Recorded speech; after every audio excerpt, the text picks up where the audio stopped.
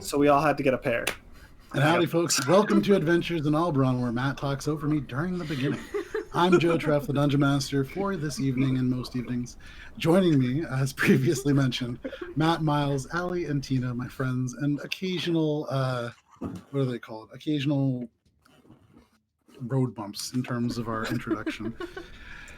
This is our Dungeons and Dragons campaign. It's been going on for a little bit more than a year and a half, so welcome very much. I know that Talon has a birthday on Monday, so Talon, happy birthday ahead of time.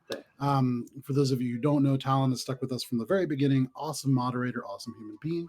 So happy to have you as part of our community. So a couple of announcements before we get into this game. First of all, if you haven't seen it already, you can check out our Instagram to see Sophie Bischoff's latest art. It is super cool. It's of Heinrich with Azra, the goddess of rot, on one side behind him, and then Uriel, this planetary angel, that is on the other. And it's really cool. It's called The Duality of Heinrich. So check that out. October 9th, which is a couple weeks away, we are doing a one shot. We will not be doing our normal campaign. It is going to be called The Frost Line. It is an in canon campaign one shot that is set in Shae's backstory. It is going to feature Shae, a very young Shae, and a couple of friends, or not friends, that's the wrong word. A couple of classmates. What would you call them? Fellow initiates. Fellow initiates. They're not all fellow initiates, but a bunch of younger folk that are going to be taking a walk through the Frost Line for a little lesson in reality. That's going to be a Feywild one shot. I'm very excited for it. So check that out, October 9th. Also, we have a website, alberonrpg.com. Definitely check it out. There is some lore that's up there. There's some free homebrew content. Anything that does get created for this campaign, the idea is that it does get released for free forever because, D&D is super fun. And I've seen sort of the cool stuff that it can do. I think it's a little bit more than a game. We've used it in like therapeutic settings and all kinds of things. I never want like money to be a paywall to something that could help somebody. So alberonrpg.com, there's some free stuff there. We have a YouTube, we have an Instagram, we have a Twitter. They all have various things posted throughout the week. So if you want, check it out. We're Alberon RPG on all of those platforms and more. And then finally, the last announcement for this week is for our sound and our sound effects, we use Sirenscape, which is a digital tool set for dungeon masters and anybody else who wants to have fantasy elements imbued into their lives. You can hear it right now. We have some jungle music going, or perhaps or perhaps you don't. But it is a very, very quiet ambience to the background. And that is the last announcement, except for one very important thing. I am on call this week because I have a normal job that I have to do to pay for all of this. And so if the phone rings at some point, we'll have to take a quick break and step away, and I'll work on that, and then we'll come back. It may not happen, but it probably will. So just to be aware. But with that, we can jump right into our recap. So let me go ahead and get rid of our lovely jungle music and bring up something a little bit more appropriate.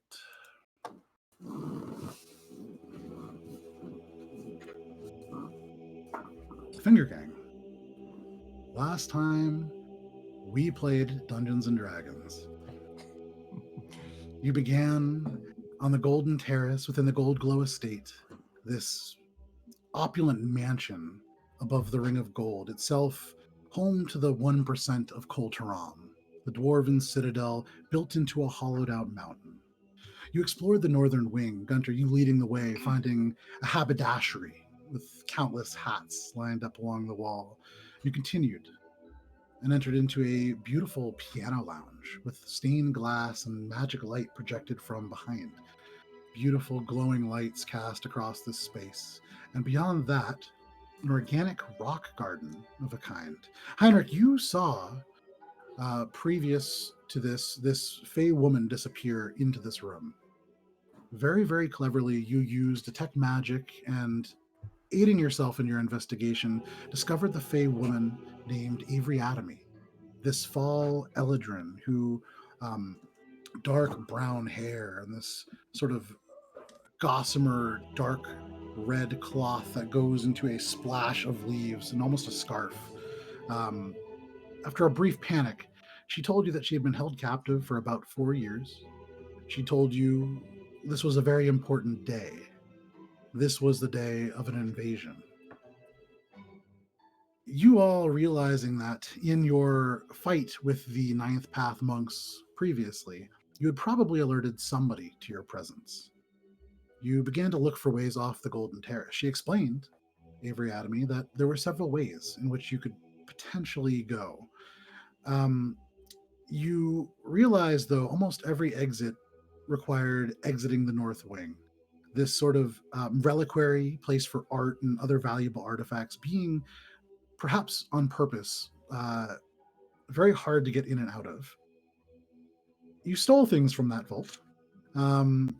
from this reliquary, from this very, very finely established vault hidden away. But you found a number of things in there.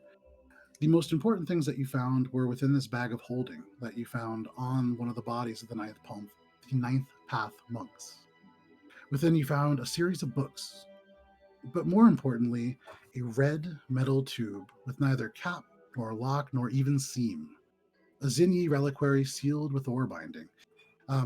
Shae, you of course know that the attunement rod that is matched to this reliquary would be required to open it. You progress towards the terrace, intent on escape, but found your way blocked. 3 dragonborn emerged in full plate mail. One blue of scale, one red, one white. Guntir, the one in blue knew you, though you did not specifically remember him, or Guntir did not specifically remember him. You seem to have belonged to the Priesthood of Thunder, an organization tied tightly to your past.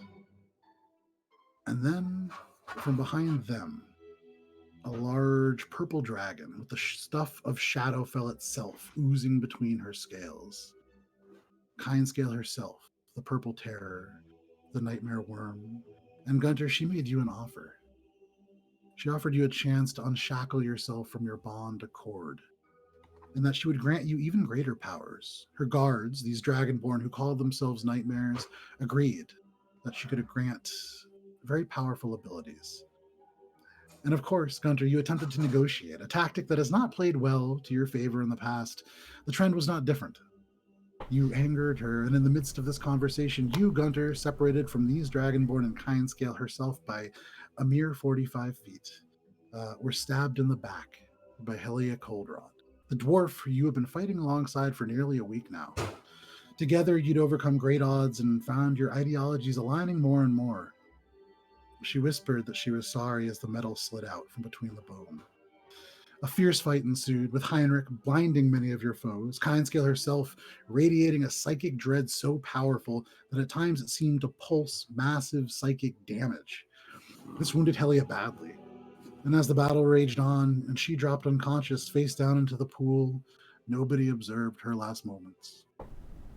All of you fought bravely, fresh off a different encounter, but Heinrich, as Morwen, Guntir, and Shae lay unconscious, and Krodek kneeling, flaps of skin hanging from Kindscale's most recent rending strike, you fired off an eldritch blast that streaked into a massive wound created by Morwen on the beast's side, which traveled up through the body and exploded out the front of the eye, showering Krodek with blood, brain, and fragments of skull, the beautiful orange-brown modeling of the red hawk Aarakocra feathers now crimson. But in this moment, with most of you unconscious and Heinrich, you, and Krodek the only breathing figures in this space, the dragon lay dead. This massive aura of terror extinguished for the first time in a very, very long time. And since you are the only one up, Heinrich, what would you like to do? I'm Search the bodies. search my friend's bodies. Just immediately just searching the bodies. Yeah, of course. And then I just hands Yeah. off. I mean, certainly this is Don't touch my certainly stuff. there's just like a moment of collecting myself, which will take Absolutely. many more than just a moment. And I first rush over to Morwen, who I was last directly protecting, and Sure. spare the dying, just because. Okay, I'll go so- around in turn to everyone and end on Helia. That's the last one I'll do. Okay, so after this eldritch blast, which ripped Kindscale open from the inside, blowing the front of her face out, with literally still steaming on the ground from that blast, you rush over to Morwen. You hold out your hand, these arcane and celestial runes glowing into life around them in a very Doctor Strange-like manner, and you cast Spare the Dying on Morwen. Morwen, you are stabilized. If I remember correctly, I believe Shae is stabilized as well. And so currently the only person is Guntir. And Guntir, in your mind, Surprise, surprise. you're in this dark space, familiar to you, almost comforting at this point. Swamp. And it seems to take hold. It seems to envelop you like a hug from an old friend. And suddenly there's this splash of light, and you can see as the sort of gunk that is ever present within your 287-year-old eyes kind of clears. You just see smudged Heinrich's face, these teal celestial glyphs around him. One by one, Heinrich, you bring everybody to a stable place. Shae, a couple seconds go by, and you two find your way to consciousness. I would say everybody who is down, you can come back with 1 hit point. You are now conscious. You are hurt. For you, Guntir, you're hurting really bad. He took more hit points than he has years on his life. Yeah. I'm dying. You're not. I mean, You're technically, fine. I did too. You're all fine. You're all fine. Please just be fine. Okay, hold on. And then I'm just gonna go over to Helia and I mean I know what's going on, but try to do the same thing. Pull her out of the pool. So you pull Helia out and away, and even kind of pulling her up, the water separating with that little bit of surface tension and dropping down. As the face pulls away, just wet and shining in this artificial daylight from the Dawnfather ziggurat across the golden ring, you can see her eyes open, the water kind of pooling in the corners, unblinking. Helia is dead. No. No. Oh, man. Oh man. Does it appear to be safe right now? Are we in any Make a immediate perception danger? check. Because we need to recuperate. 12. Okay. You kind of stand up, and in this moment, I mean, there's a lot going on. All of your friends picking themselves off. There's blood like streaked across this formerly beautiful white marble that had kind of been the entire floor.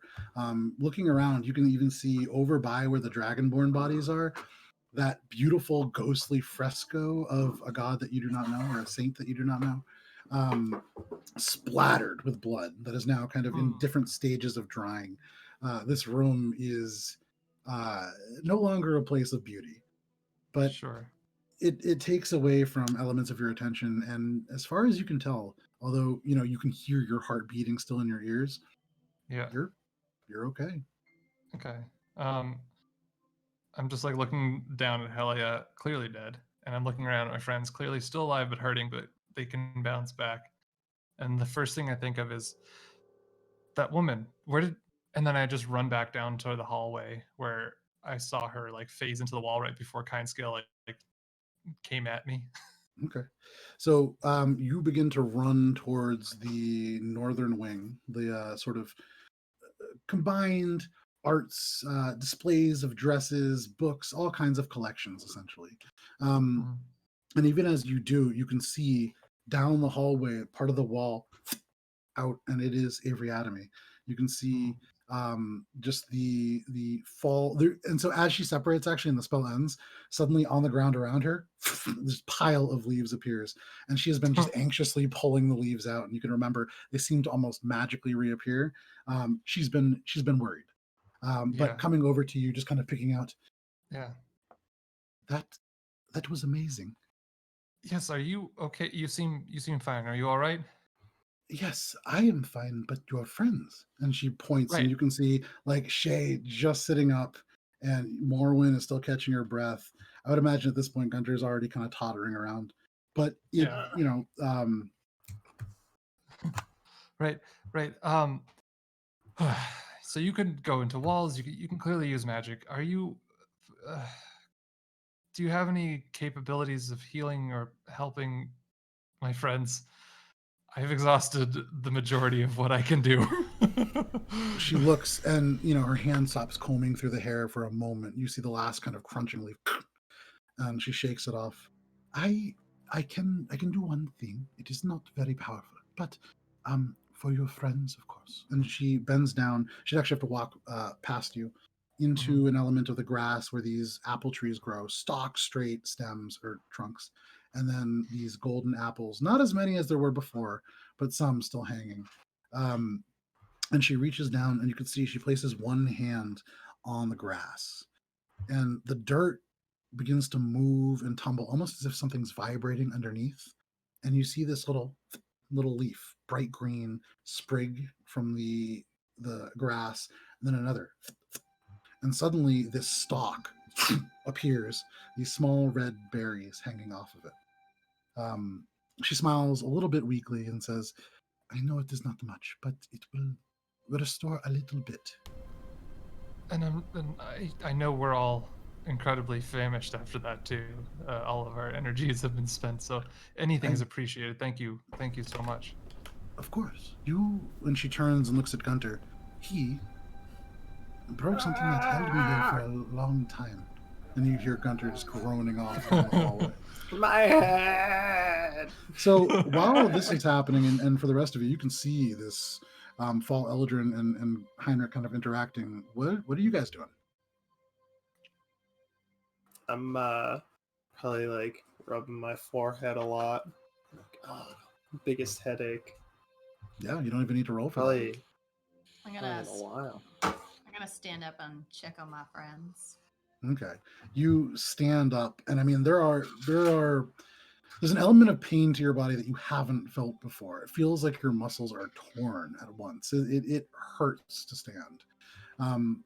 But doing so and kind of looking around, you see you hear Guntir, and then you kind of turn and see him. You can see Oh, so I don't need to Shae. poke him with a stick or anything. I mean, you're I was welcome to. Yeah, I think I'm gonna go That's- over and just like poke him with my tail, like, Please don't. just making sure you're alive. Uh, Can never be too Turn. sure Yeah. these days. help me up. I'll try to help him up. Okay, no, it's not too hard. You pull Guntir up to his feet. You look over and you can see Shae and Croddock. Croddock is now kind of over to where you are, Shae, and you've never seen Croddock in this condition. I mean, the sort of muscular Aarakocra chest, which he wears mostly bare even in the Arctic conditions of this place. There is this trio of claw marks that spread from the collarbone down to almost the bottom rib. You can actually see part of the skin just hanging over. He's hurt. But if there's anything that you want to do, Use one of the Zinni med kits, make a medicine check, see if I can help him a little bit. okay, sure. So you pull out the Zinni med kit, make a medicine check. I'm gonna while that's 23. happening, Okay. can I heal myself and Morwen with 1d8 by using my last 2 first level spell slots and Sure. casting Cure Wounds? Yeah, go for it. So as you, Shae, haul yourself up and you're hurting, you look down, you pull out from your belongings this wrapped. It actually looks not unlike thieves' tools in terms of how Morwen has hers. But as you unroll it, in place of picks and pins and all manner of strange devices that Morwen's actually been pretty secretive about, you have a variety of balms and salves. There's these almost cloth bandages that have been sterilized, and the bandages themselves beautiful. They're failed elements of textile from those who are learning their craft. The things that don't quite make it to the quilt unwound or quilt unwoven, that beautiful sort of workshop in Squall's End, become bandages and other things that might be useful. But you begin to work on Croddock, and as you do, he smiles. You can see for the first time in a while, and you've known him for a long time, and because of the sort of tension and everything that's been happening, it didn't immediately strike you. But for the very first time in a really long time, you can see there isn't this element of worry or tension. And you remember when you found him, he was a broken person. This is somebody who had witnessed the fall of Kulturan, had seen this dwarven citadel burning from within. And for so long, he had felt as if he had been helpless and unable to do anything. He could hear the screams of this initial invasion. And for the very first time since that, you can actually see it's as if this weight has been lifted. But, Guntir, what were you doing? I cast Cure Wounds twice to give myself and Morwen, when she's picking me up, 1d8 plus 5. So as you close your hands or paws around Guntir, there is this pulse of energy. It's almost like you feel this bass vibration go through your arms. And as you do, you can feel elements of your wounds begin to close. How much healing was that? 1d8 plus 5. Oh, I So- roll for. Are you rolling Yeah. for He it? rolls. I. You're, okay. Oh, You give it. Yeah, I think you yeah. roll for So yourself. usually you roll for it because it's your spell. Your Matt. spell, but Oh, okay. So should I Hey, roll twice or just give us both I've never the same? rolled for my own health. It's two different before. spells, so roll twice. Okay, cool. You've used hit dice. Yeah. So Oh, I mean, like, Yeah. kind of hardly though. you got yourself 9 HP. Nice. Oh. Look at that. Nice. So when I for feel the anybody- health like shock me, I'm like, ew, and I drop Guntir. No, just kidding. Dwarf falls down on the ground, I got unconscious. a nice 12 HP myself. Nice. And so for Feel anybody who better. wants also looking around now and kind of gathering, you can see at the base of where Heinrich and Avery are, there is this little plant that has grown up and has these red berries that some of you would recognize as good berries. They also do Yay. a little bit of healing. These are a little Yay. bit bigger than the ones that you've seen in the past. Oh, okay. And they're different than the ones that I got from. Oh my gosh! What was that druid's woman's name? The furbolg. Larara. Larara. That's right. You guys just called her Lara, but yeah, she So I have to say, I thought it was just Laura.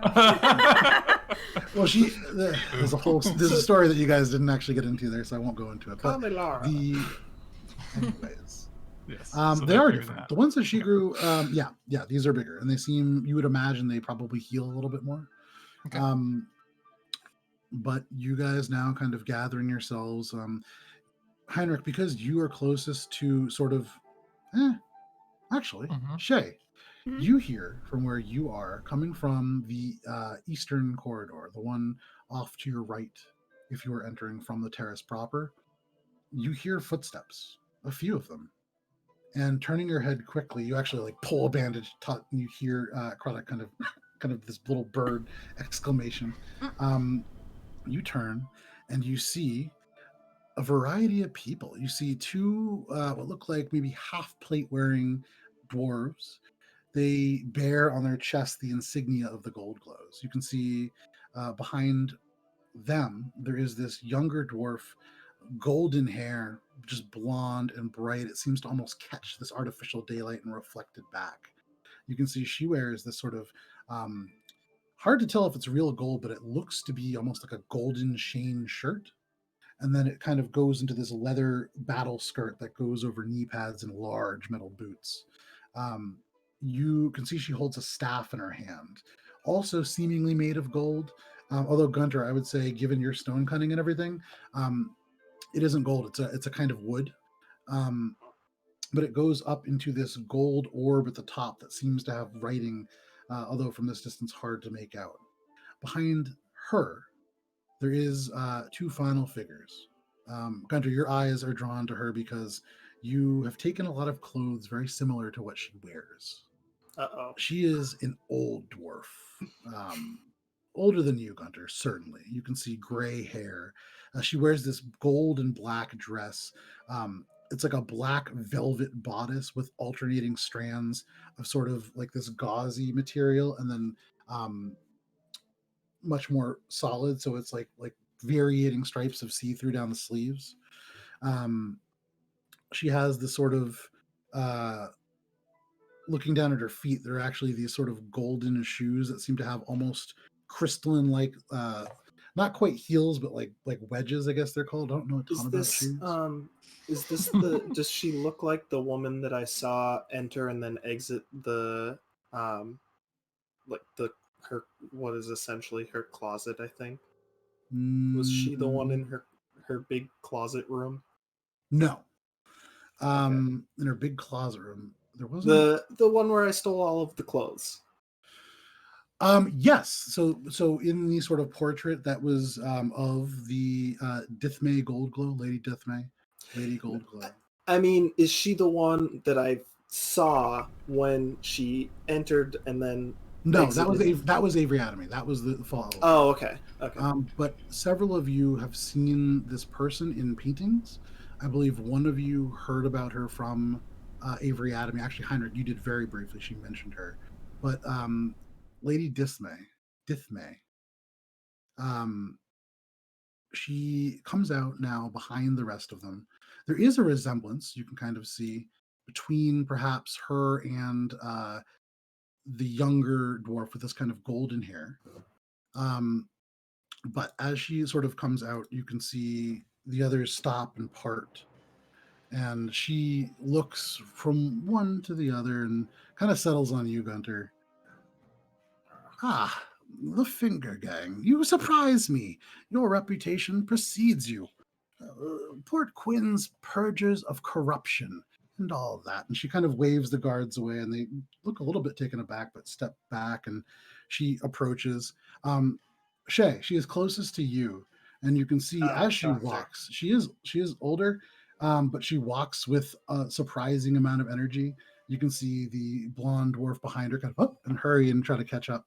The guards stay uncertainly back. They are holding halberds, but they're not like in an active way using them. It's more they're large weapons that you can't just like put on your back, so they're holding them. But she sort of looks you, Shae, up and down, and then kind of hustles right by you. And she goes up to you, Heinrich, and kind of looks at you. Ah, you're the Stitch Slayer, they call you. You attacked a Stitch sorcerer, huh? That's bold.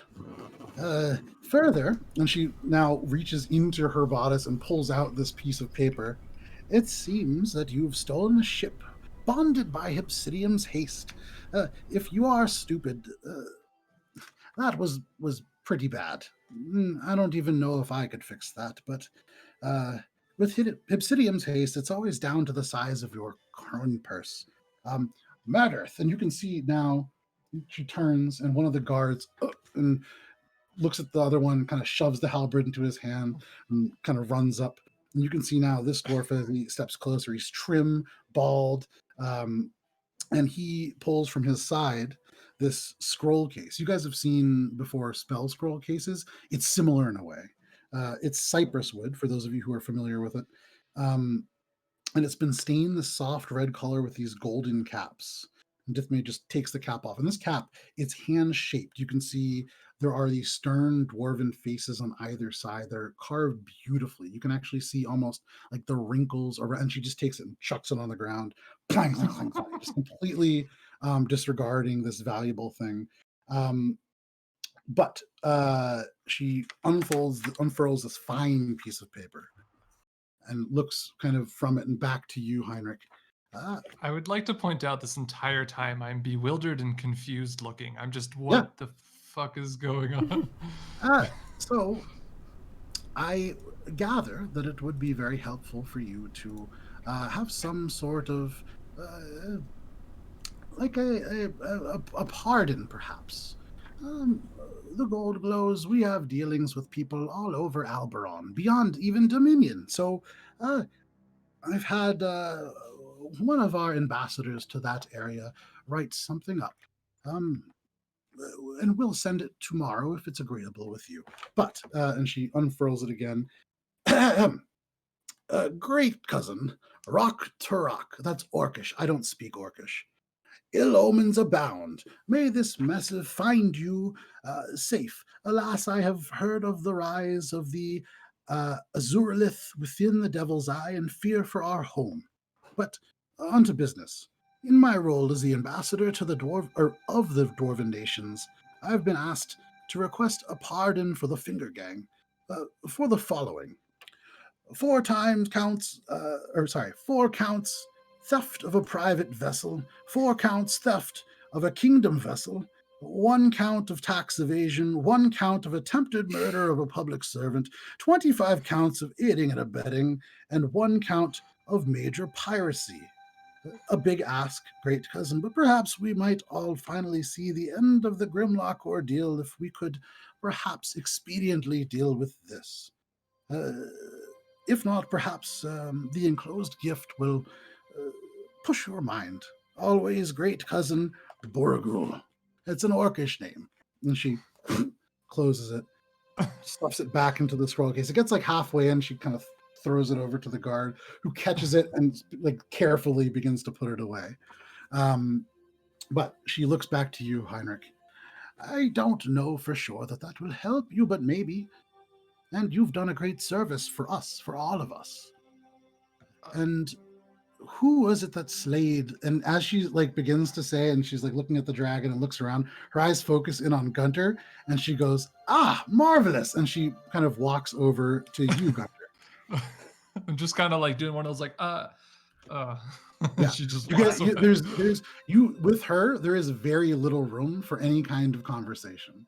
But she goes to you, Guntir, and she says, "You must be the Slayer of Kindscale." Sure. Okay. Who are you? She smiles and chuckles a little bit. My name is Dithma Goldglow, and I am, in point in fact, the leader of Kol Taram, I suppose. I thought that Kindscale was the leader of Kol Taram. Up She until, looks, you know, and as you guys recently. cast your glance over, the one guard that was left back there is just kind of poking the corpse with his foot.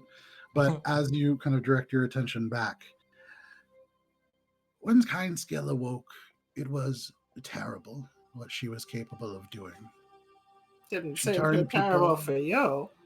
Well, and she looks back, and worth noting, you guys could hear the bits of kind of dwarven commerce happening below the Golden Terrace on the Ring of Gold. It's a lot louder now, and you can hear much happier sounds. But she does turn back. What would you have had us do? You saw how she was. We are not like you. We are not adventurers. I have a lot of power, but it comes from politics. You did something that none of us could do. And what has happened to the rest of the call is terrible, but we will make it right. I've already summoned together a meeting. You're welcome to attend, of all of the members of, let me look at my notes here, of all of the members of the Kol Taram Ring Society, which is basically like the Rotary Club for Kol Taram. We were having a meeting at 6 p.m., the Noble Steeple. You're welcome to attend, but we will divvy up ways that we can help the coal rise again. Without everybody below, we didn't recognize what we would lose. Perhaps it is time to take stock of what or how we take care of this place. While she's talking, I'm going to just walk away and I'm going to look for Helia's body. Okay. Without too much trouble, you find it. It's kind of just bobbing in the water. No, I pulled her out and I laid her down. You pulled her out? Okay, so yeah, she's I now pulled her out laying and laid her down. down. Not like, and not unrespectfully either. Okay. So I put her in a gentle repose without the spell. So lay it.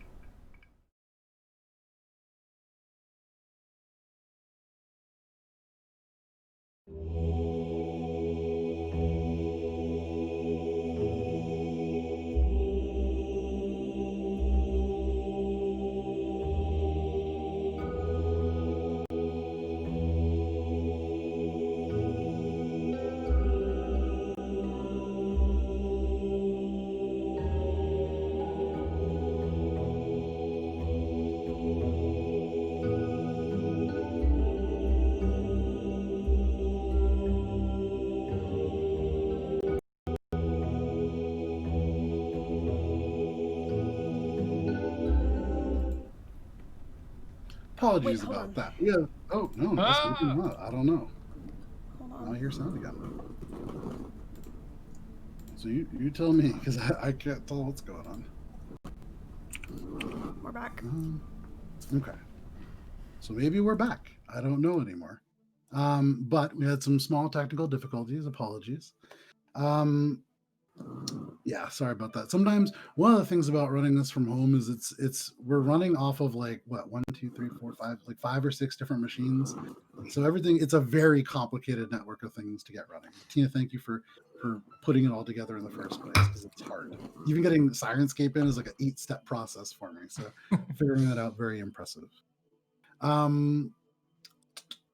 So I'm walking over to Guntir, you were Helia. walking over to Helia's body. You see Helia's body laid down very respectfully and gently by the water.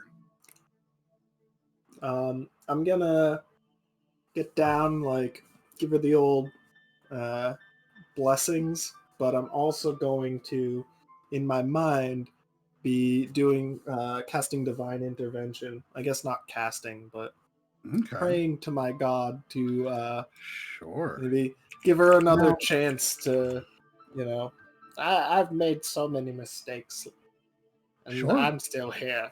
Let her make a mistake and have another try. I love it. So go ahead. If I remember correctly, that's 2d10. That is, percentile dice, and if I roll less than my cleric level or equal to, I think, then it happens and they intervene. And you get to decide how they intervene. Nice. Okay. But so very low chance of happening, but What's the percentage chance? I mean, 12? So what is the I'm description? level What is the 10 assistance cleric. that you're seeking?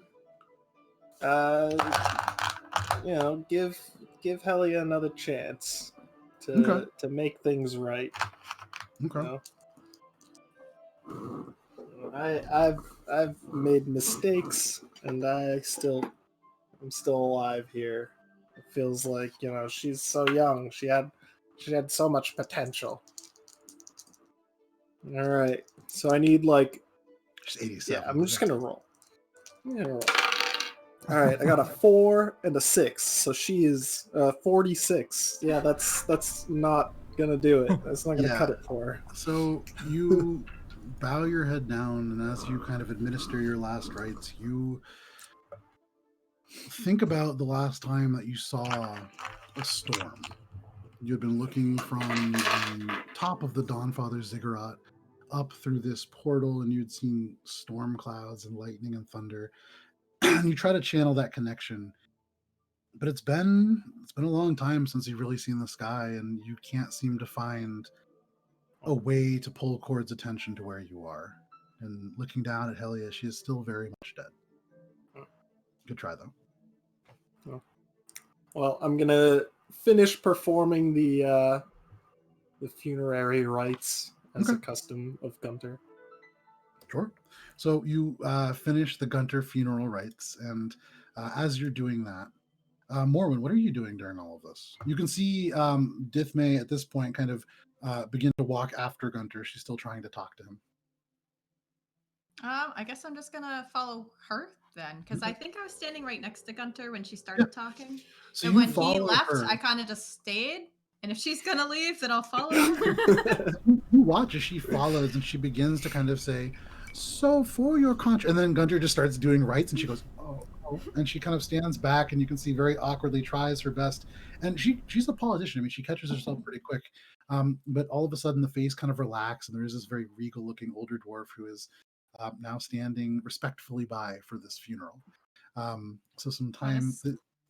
I'm just gonna go up behind her and be like, "Hey, I'm Morwen." She kind of turns and says, "I know who you are, and I'll talk to you in a moment, but if you don't mind." And she I want to know my nickname. And she just she gives a nod to the back of Guntir. I turn around and give her not Morwen, I give her an angry glance for the shush. For the shush. But she waits, and she lets you finish your funeral rites. And as you kind of begin to stop, she says, I'm gonna get up after a couple minutes and be like, now, turn around. What is Morwen's nickname? I'm sorry. What do you mean? What's a nickname? Heinrich had a title or a nickname. He's the Guntir string had slayer. Well, And you're the what are you? I'm Lady Goldglow. But the other thing that you should know is that with this title is also a 60,000 gold piece reward for your friend. 60,000? Yes. Wait.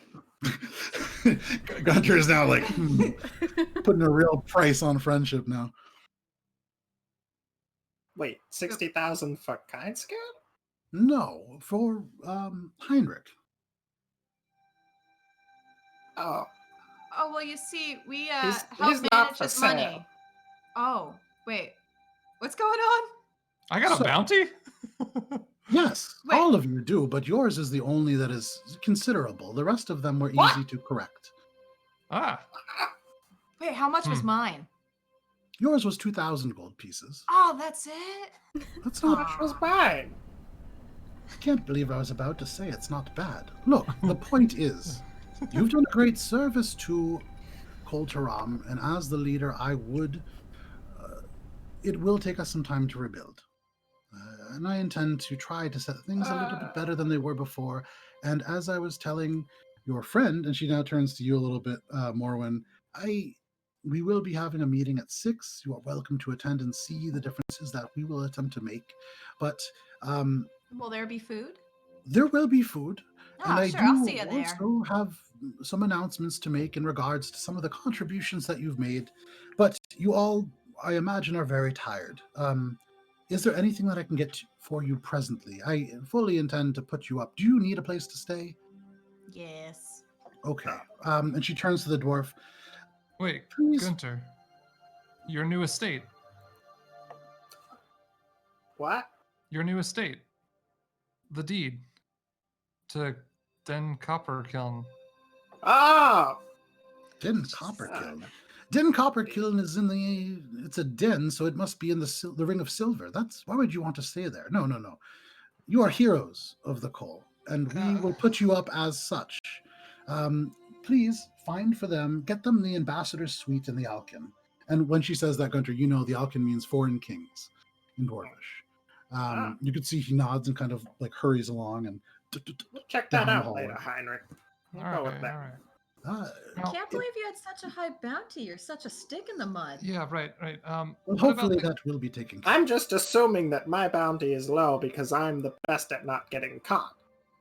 Sure. I mean, because I am the best Do you at... all want to have doing- a bounty? I mean, I was going to get rid No. of it. No. I do not I at all. I don't Okay. get caught doing all of the good things because I'm trying Please to don't so listen hard to... to We be just kind. fought a dragon. but We just scale. fought. Please. Truest kindness. You didn't just Hide fight a their dragon, way. you slayed a dragon. Right. For and the with first that, time in 120 years. This is a remarkable achievement. yes, and you're welcome. But there were bigger. There was. There's more the trouble afoot. Right, Gunter. Hold on a second. Before we go saying things that we don't even understand. I'm not saying anything other than that there's more trouble afoot, and you And know that I'm not gonna say anything. And that will always be true. The former, not the latter. But Indeed. the gate. They were building a gate. We need. Yes. Can we please There is a destroy structure that on thing? the Ring of Silver. I that know needs of to this be gate taken. that you're speaking of, but it could not have been completed. The timing in which you have acted is truly remarkable. I do have word. There is commotion below. There seems to have been, almost at once, this broken spell. Many of these monstrous creatures have, in ways, departed. There are still quite a few problems to solve. But, as your friend said, Gunter, there will always be trouble. You have done a great deed, and you are deserving of much reward. And so, this day, the 5th of the Claws of Winter, will forever be called in the coal the Feast of Fingers. We will make sure to honor that which you have done. But Thank you all you must be so tired. much. Finger food. I get it. Okay. Clever. Yes. Quiches. So, Mini quiches for everybody. It's going to be all little food. It's going to be great. Little pigs in a blanket. She nods and says, if you are all tired, I could have this other person show you to your room. I'm sure it will be ready upon your arrival. But whatever you desire within the coal, it is at your disposal. I've heard much of you from our spy master, and I know that you are very capable, but anything that you need, please ask. Where can we bury our friend? We should She kind of looks probably at you. return her to the family.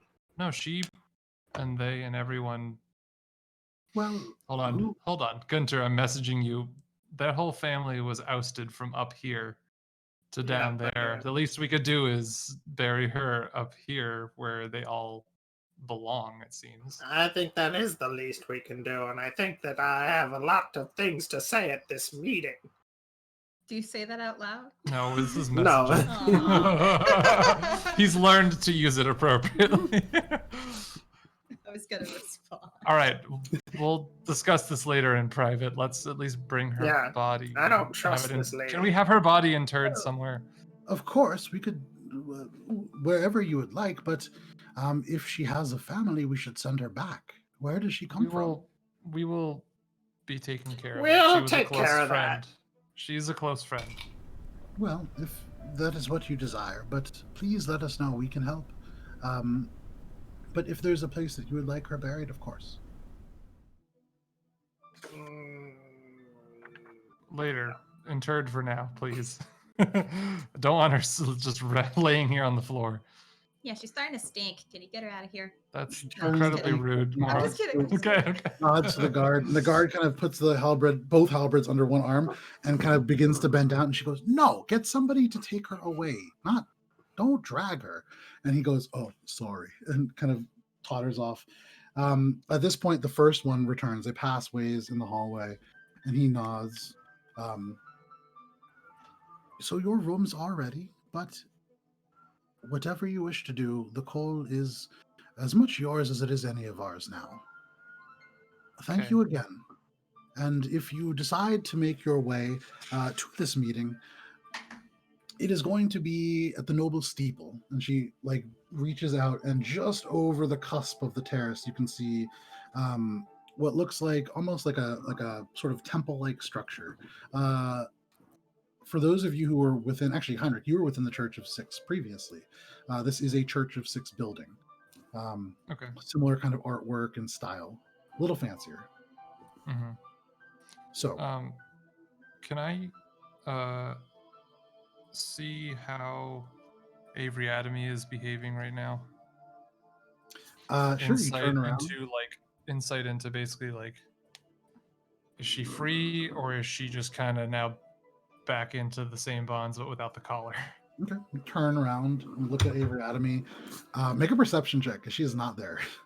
Oh, okay. Well, that's better than not.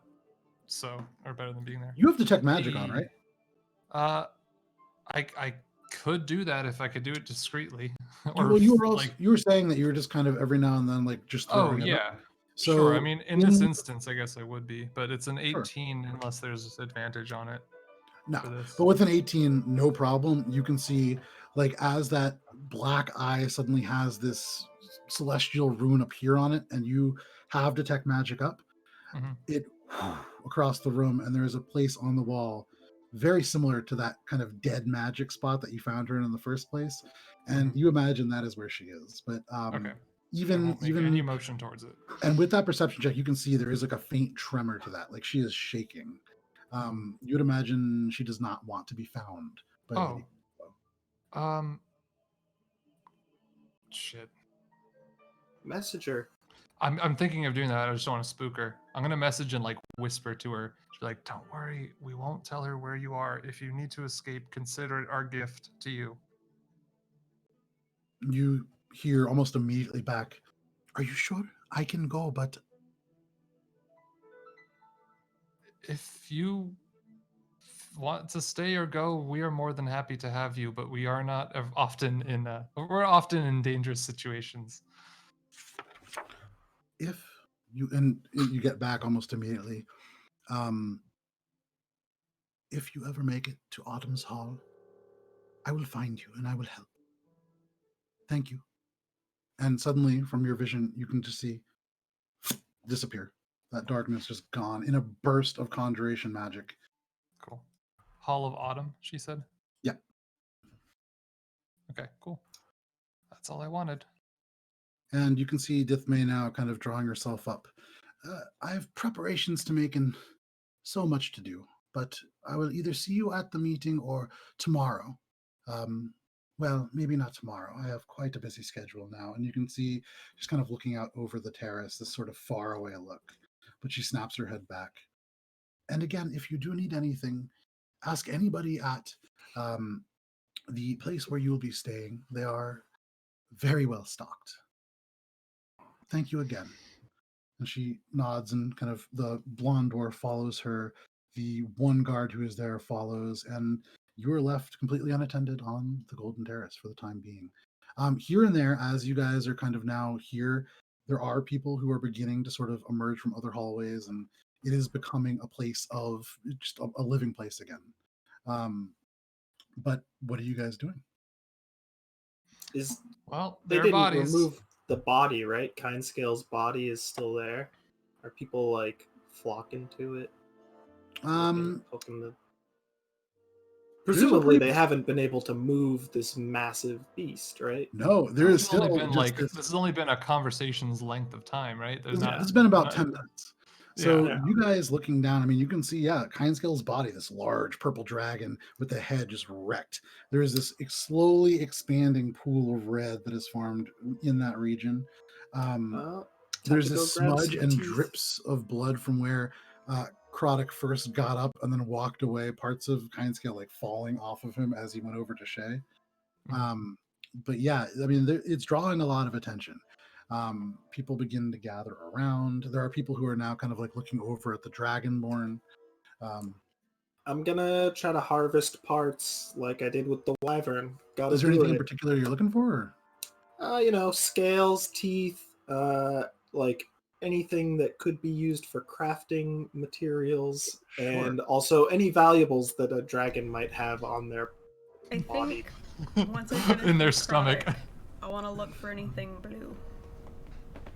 Okay. Wait, yeah, I was about to ask, did did we get the star thing? I would say Morwen and Shae, you guys make investigation checks. Guntir, go ahead and make a survival check for me when you're done with that pizza. That's I'll a check, 16. 16? I'll Okay. check Dragonborn bodies, I guess. Mine's a 5. Okay. What is And my you're going to take, so survival? make an investigation check, Heinrich. Nice. I'm good at survival. 16. Okay. We're going to start. Guntir, what was your survival? My survival was a 21. Okay. So you begin to get to work, and as you do, your hands begin to move with these tools. And after working on the wyvern, you have a good idea as to where the good parts of this dragon might be. And so you begin to get to work. You look for scales, teeth, any kind of weird looking organs or things that might be foreign to this dragon. But as you're doing that, and that will take you a little bit of time, this is a dragon, it's large. Yeah, big... Shae and Morwen, you begin to look for something blue. Morwen, you immediately, as you're looking around, find one of Kindscale's scales that has kind of fallen off in a way. And it is this beautiful, almost, okay, you can have one of Kindscale's scales. It is this beautiful, almost metallic, but not quite, just very glossy purple scale.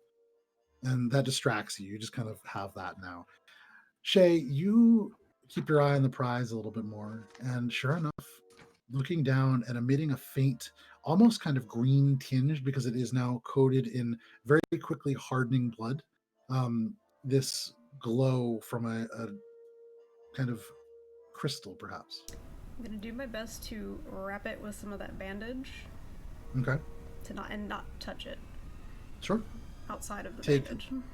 Take other elements of this bandage now. You can remove one of those DMed kits because it's going to pretty much exhaust it with Chronic.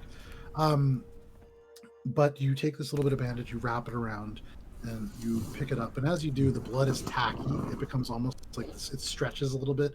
It's hardening pretty quick, but you yank it out and wrap it again because it is chunky. You can add a shard of Aurelian Star to your inventory. Mm-hmm. Can I grab another scale? I would like 2.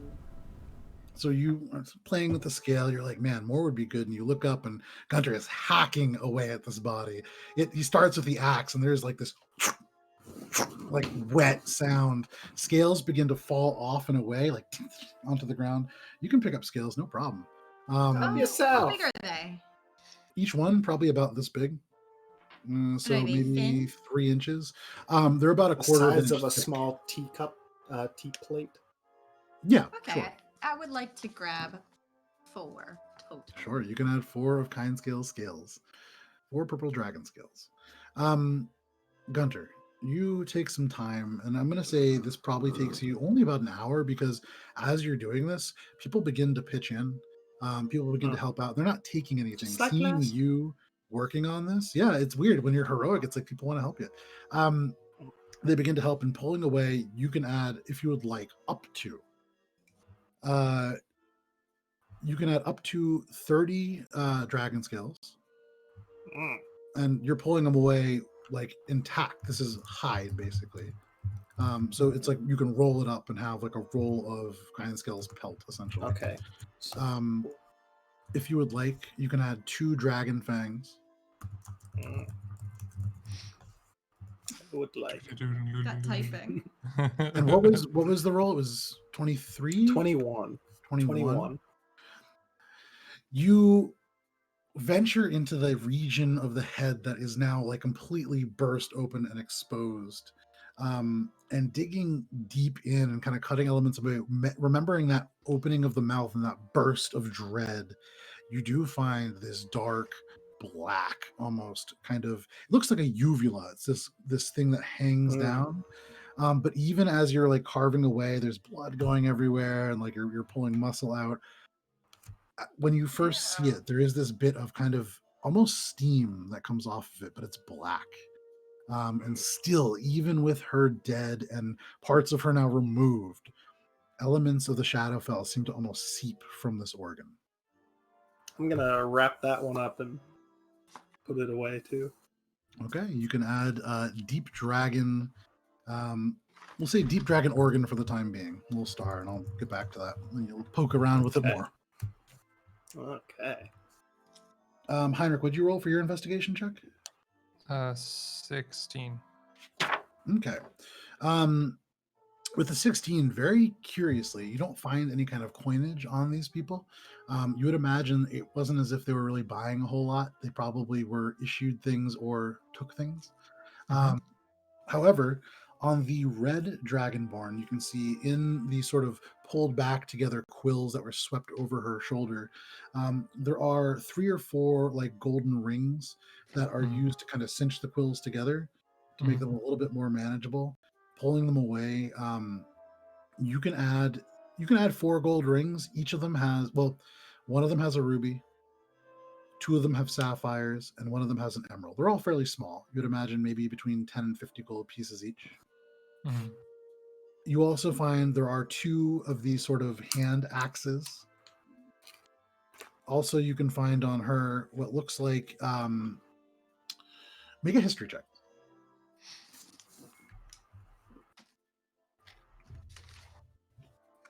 8 and 9.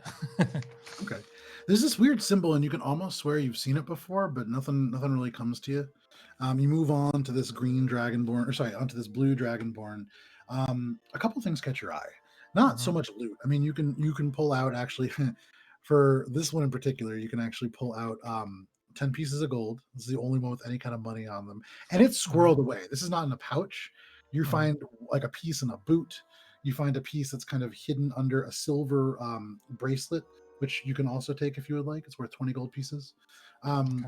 They're all just kind of tucked away, and they seem as if maybe over time they'd kind of been stolen. You find 3 bronze chess pieces and 1 silver chess piece. The bronze ones are all pawns, and the silver one is a rook. You find what looks like a very, very fancy, and looking at it and kind of flicking it with a nail, it's made out of crystal, but it's a salt shaker. There's salt in it. And you get the sense that this guy stole a lot of, just kind of stole stuff from around the Gold Glow estate. New Guntir. And very curiously, as you're doing that, you can kind of see on this half plate, there is very similar to Guntir's brand on the back. this kind of fist with lightning, although it's been scraped to the point where it's just a ghost of an image. Mhm. But similar to Guntir, yeah. And then finally, you turn over to the white dragonborn, the largest of them. You don't find a weapon immediately. Not really sure where that has gone off to. And at this point, too, this is taking some time. This is you going through them. This is Guntir now, like carving this thing up. This is Morwen grabbing scales off the ground. It takes a little bit of time, and so there are other people in this area now. Maybe a dozen or so dwarves. Some kind of in very, very simple sort of black attire, already beginning the process of like cleaning things. There are a few who, seeing Guntir kind of finish with elements of kind scale, will pull like meat away and like other bits and kind of bring them to other places. Guntir, worth noting, if you do ever stop anybody, they do stop. It's not like they're trying to take this away from you, but they are trying to clear this dead dragon from the ground. Yeah.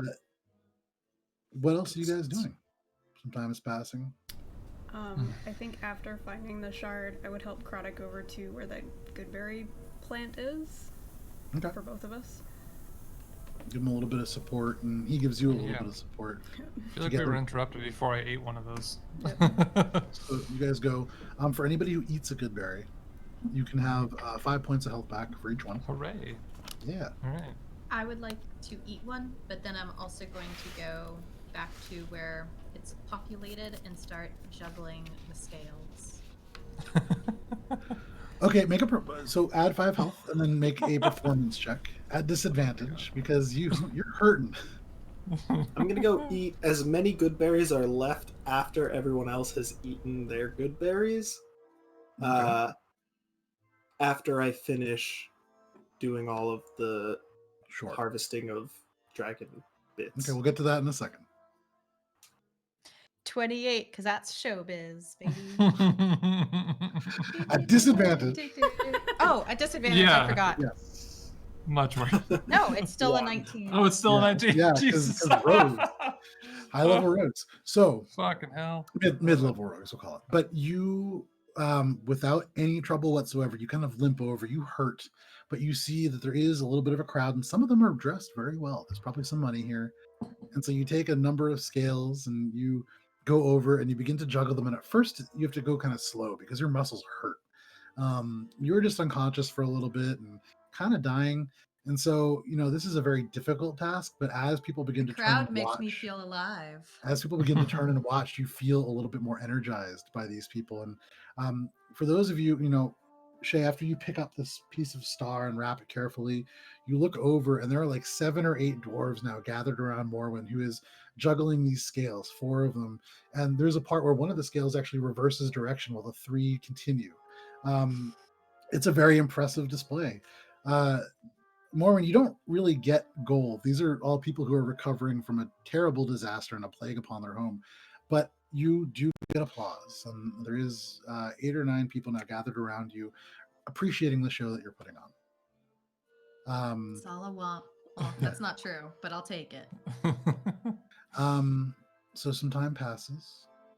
What else would you guys like to do? I think I'm gonna linger until everybody's done doing what they're doing, and hopefully we can powwow. Okay.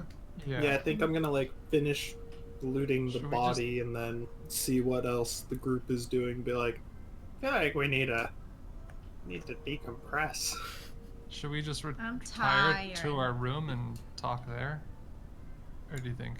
Yeah. And looking around, you can see the guard who had originally gotten your room is still kind of standing by off to the side, probably waiting to show you where it is. I'm gonna point to him. And I'll point to him as well. Me Turns too. over and We kind all of point runs to over. him. Yeah, runs over. We're ready Yes, to can I have- go. Yeah, To your rooms. bring us to our rooms. Yeah. Right away, sir. And he turns and begins to like almost run and then stop and turn to make sure you're following, and then kind of he's excited. And so he begins to go, and are you all following? Yeah. Okay. Yep. You progress out across the terrace, and as you do, people do separate. There is almost this power to your presence. You make your way to the stairs and begin to descend. These are carved out down the front. There are roughly like 700 steps to this thing. So it takes you like a second to get down, but it winds down, carved into a negative space in the wall of the mountain, which you actually would all know. Maybe like 50 feet behind it, Dinman's Ward still exists, but you make your way down the stairs to the Golden Terrace proper. And as you do, I mean, there are people now that you're walking. This is not a heavily populated place. There are more dwarves than you'd seen before. But even as you progress here and there, and you especially, Guntir, people reach out and just kind of touch your shoulder or your elbow. And there is this kind of like admiration in people's eyes. I'm gonna just, when random people touch me, just random cantrips. Either they get like a mending or they get a guidance. The first time that you do that, somebody reaches and there's this kind of magical energy, and at first there's a huh, and then you hear a bunch of other people oh, and there's like clapping. And I'll just put a streamer of like birds over Gunter's head with minor illusion. Make a performance. Make them all poop on him. No, I'm just kidding. Yeah, I'm just gonna like enhance this now parade, like just for Morwen and Gunter's benefit, not for mine. With the minor illusion decorations. Yeah, Performance. don't draw attention to the guy with the 60K bounty on his head. Yeah, I'm distracting. So performance is 21. Okay. So suddenly, Heinrich, as you look behind, you can see these people like all clapping because Guntir just cast mending on one of them. You just seeing this moment of opportunity, raise your hand, and instead of mission accomplished as a banner, suddenly birds begin to emerge out from this central sort of streak of light that itself unfolds into the streamer. These birds like flying off and suddenly disappearing and then reappearing from the streamer itself. People are now like, there's like pointing at that, there's clapping, there's laughter. You're actually seeing people come out from houses now, and these are all rich, wealthy people. And although they had been going about their regular business, there's palpable relief. There definitely was the sort of Pleasantville kind of, not Pleasantville, it's Uncanny Valley kind of like, we're living our lives, like with a dragon directly overhead for, at this point, almost 2 weeks. Or no, at this point, almost a month. People are coming out well dressed, but holding like bottles of alcohol, and you can see them being passed around now. There is laughter and clapping. You guys being led by this dwarf. You're with this kind of display. Your progress is very decently slowed.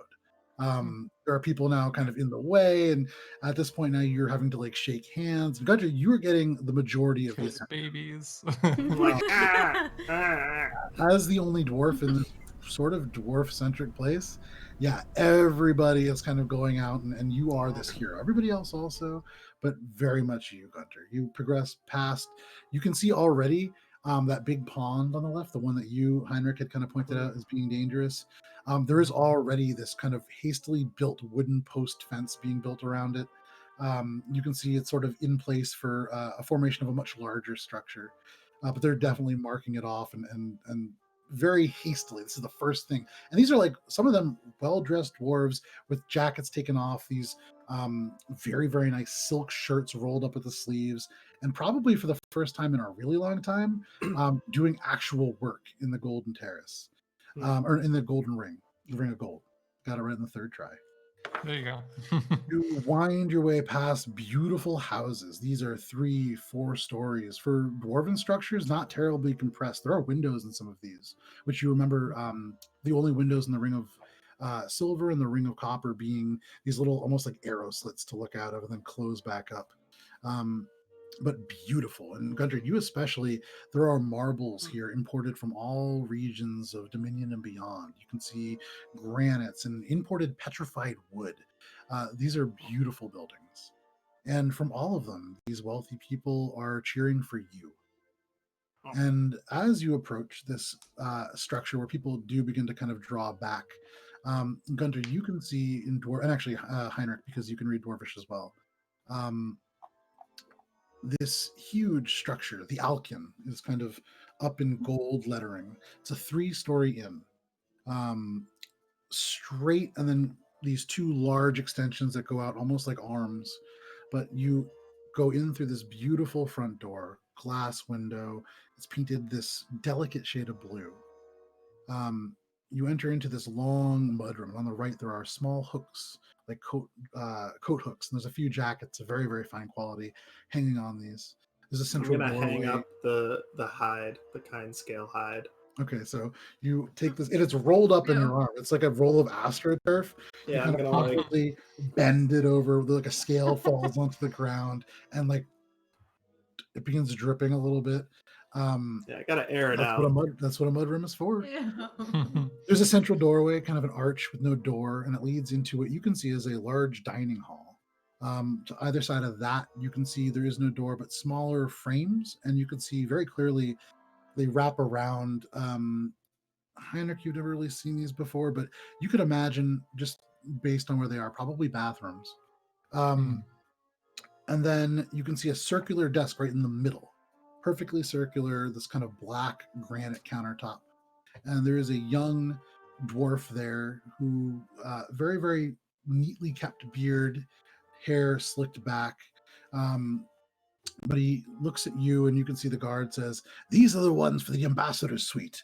And he nods immediately, looks up, and you can see for a moment his eyes linger on all of you. And then he nods and reaches under, and he pulls out this, it's about this big, this huge golden key. Nice bright green tassel on the end. And he hands it over to you. Stutters a little bit, doesn't end up saying anything. The guard takes it and turns to all of you.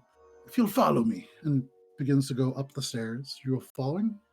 Okay. Yep. You go up the stairs. There is this kind of long hallway on the second floor that has many large rooms on them, but you continue to go up. And at the top, the third part, which you guys can now identify, is the entirety of one of these long arms. There is a huge keyhole, and the guard inserts the key. The door swings open, and in front of you, there is a central great room. You can see a dark, maybe like mahogany and then stained table. There is comfortable seating all around it. Couches, these sort of overstuffed chairs. There's a white and blue floral vase that has several pieces of old wood that are resting in it. And there's this beautiful scent of vanilla and honey and something faintly spicy emanating from it. It's like a diffuser, basically.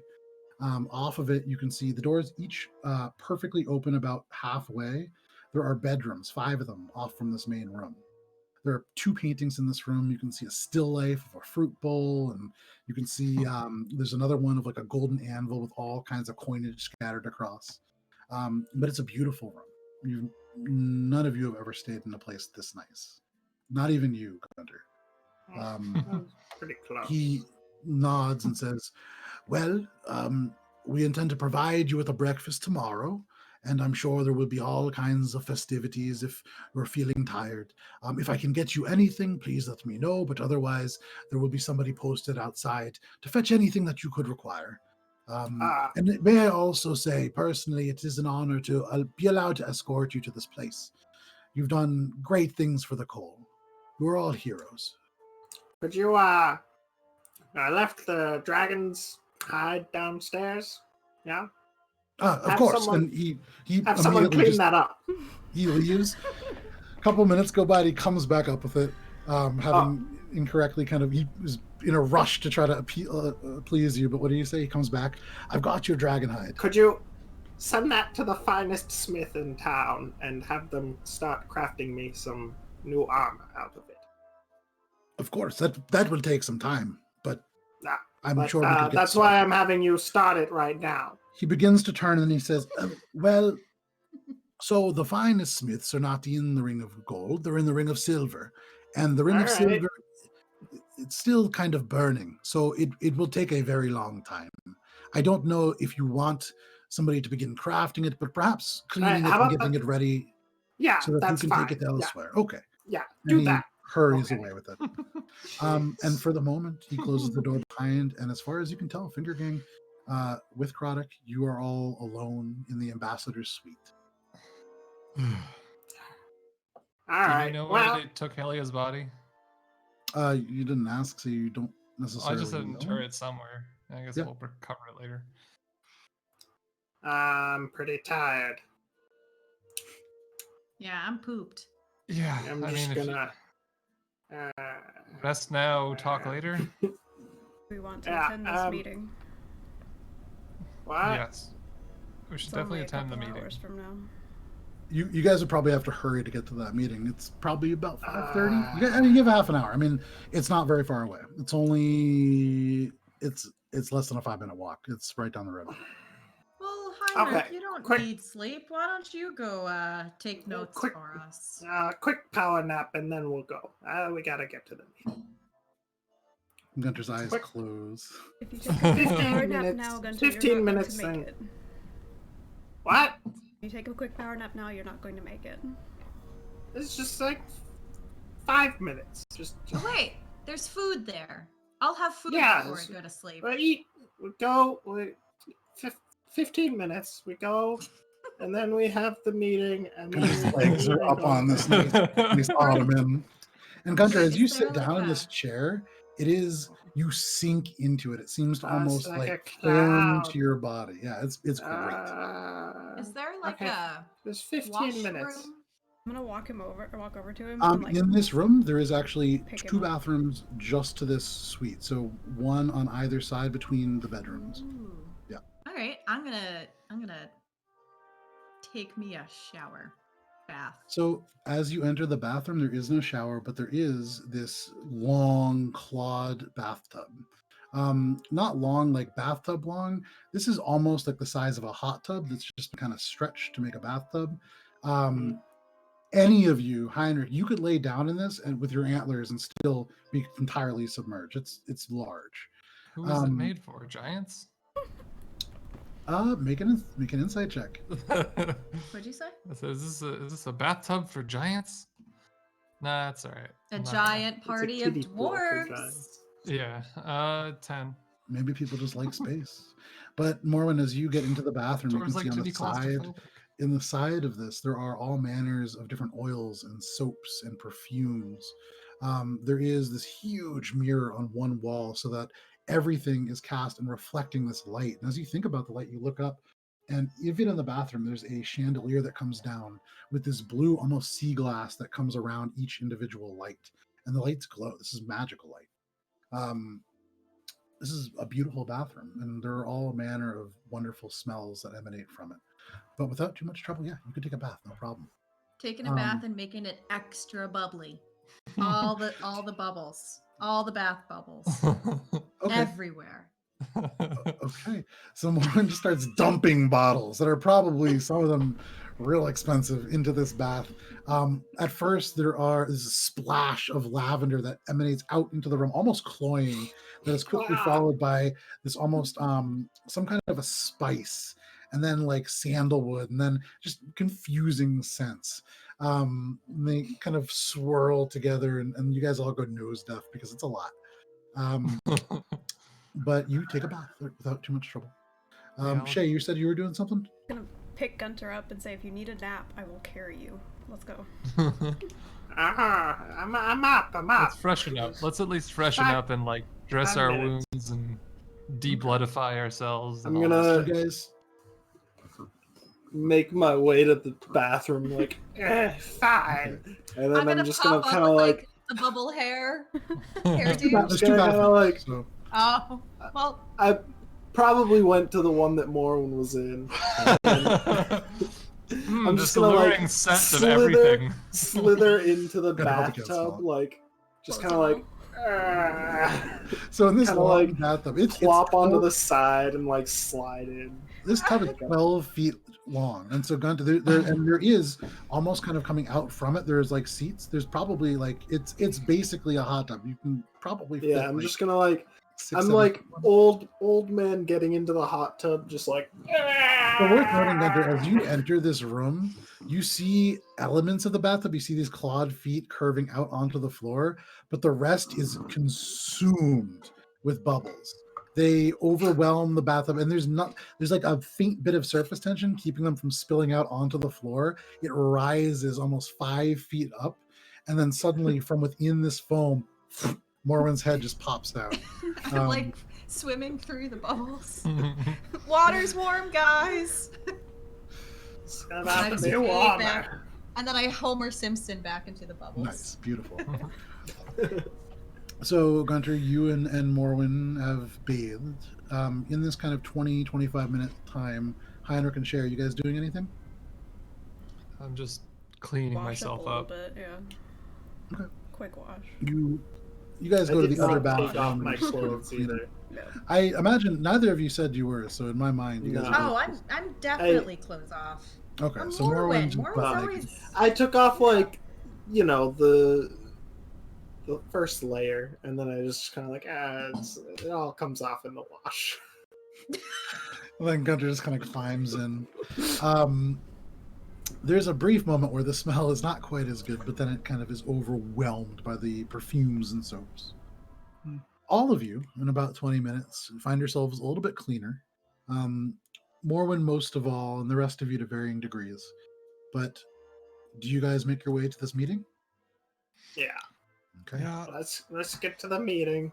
I feel You like head down, swishing and you're noises. stopped were- briefly by the person at the front desk. He's young, and he stands and says, "Before you go, if you are coming back tonight, is there anything you would like for breakfast tomorrow?" Just the biggest, Bacon. heartiest meal. What You are already food? receiving the diplomat's breakfast, but anything special that is required? Dietary restrictions? Any Bacon. bacon? Okay. Bacon. Yeah. Not It's been a pig people while, why bacon, not? no, just bacon. Oh, okay. Regular bacon. Easy. What? That's It's good, right? ready for you. And he kind of back Can you continue. can you refill the bathtub oils? More bubbles. More Bubbles? bubbles. Yes, They we were- need more bubbles upon our return, please. They were freshly stocked, but it will be done. Well, there's a lot of us and we were very dirty. That's true. What happens in the It all ambassador's comes suite out in the can stay wash. in the ambassador's suite. We'll have bacon for you. And you kind of continue. You make your way through the now much quieter streets, and you can see it's getting the daylight has actually been dimmed somewhat for the very first time, and it's almost like this dusk. You can see in the small ring that goes to the golden dome that you know sits atop Mount Taram, the night sky, and for the first time in a very long time, you see one or two pinpricks of stars. But you make your way in. The meeting house itself, you can see entirely full. You open the door, there are almost like pews. The pews, though, very well decorated. You can see carved into the end of each one these kind of scenes. Actually, Heinrich, you can see in a few of them Helm. And he's depicted as almost there are dwarven features to him in these depictions. But you can see these beautiful, almost like reliefs that have been carved into each end of the pew. Going forward, there is like this altar. You could see at the head of it, Moradin, which is very unusual for this, but seeing as how it is Kol Taram, it would make sense that should this Church of Six want to find some kind of purchase, there would need to be an adaptation made to it. So you see Moradin at the very head, kind of standing over Lady Goldglow, who nods, and there is conversations happening, but they suddenly stop as she gestures. Everybody turns. It's this moment in the movie where you could hear everybody shift in their seats. And she nods and kind of says, "Well, now that the guests of honor are here, we can begin. There is, one second, let me get here. Hello, lords and ladies. Thank you for coming so quickly. Before we get down to the numbers and name calling, I want to forego the usual politics and start with something important." She motions to all of you and kind of waves you forward. Okay. Forward. Okay, you Yeah, walk in, and even as slowly. you begin to walk down this aisle, people begin to stand, and there is this applause.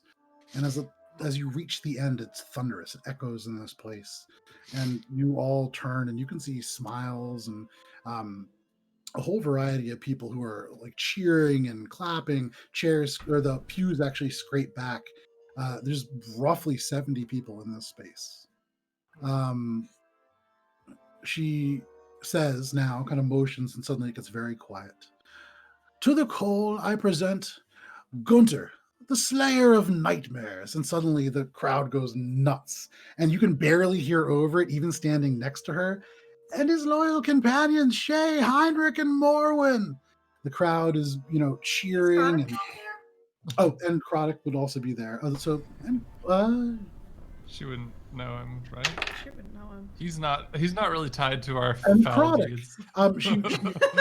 She does know who he is. Okay. And so there is this like clapping, and most of your names lost as people are already cheering for Guntir, the Slayer of Nightmares. And as it begins to die down, you can hear from the crowd this one dwarf go, "What are our heroes called, eh?" And you can see Dithmia looks at you for a moment, and you can see she hesitates and what do you want to be called? I just turned to Guntir and like, slay your dragons, your call. What do I want to be called? She kind of takes a couple steps all over. of us People are cheering. As a group, what should I have them call you? I know you go by the Finger Gang, but I mean, that's how everyone knows us. So just tell them. I mean, Heinrich started it. Okay. No. What's his name started? There's still cheering going on, so she kind of goes Kim over and started she motions for people to go down. Look, Ty.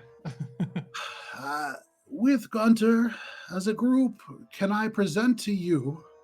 And you can turn, and you can see Guntir. She makes eye contact with you one more, and she mouths, "Are you sure?"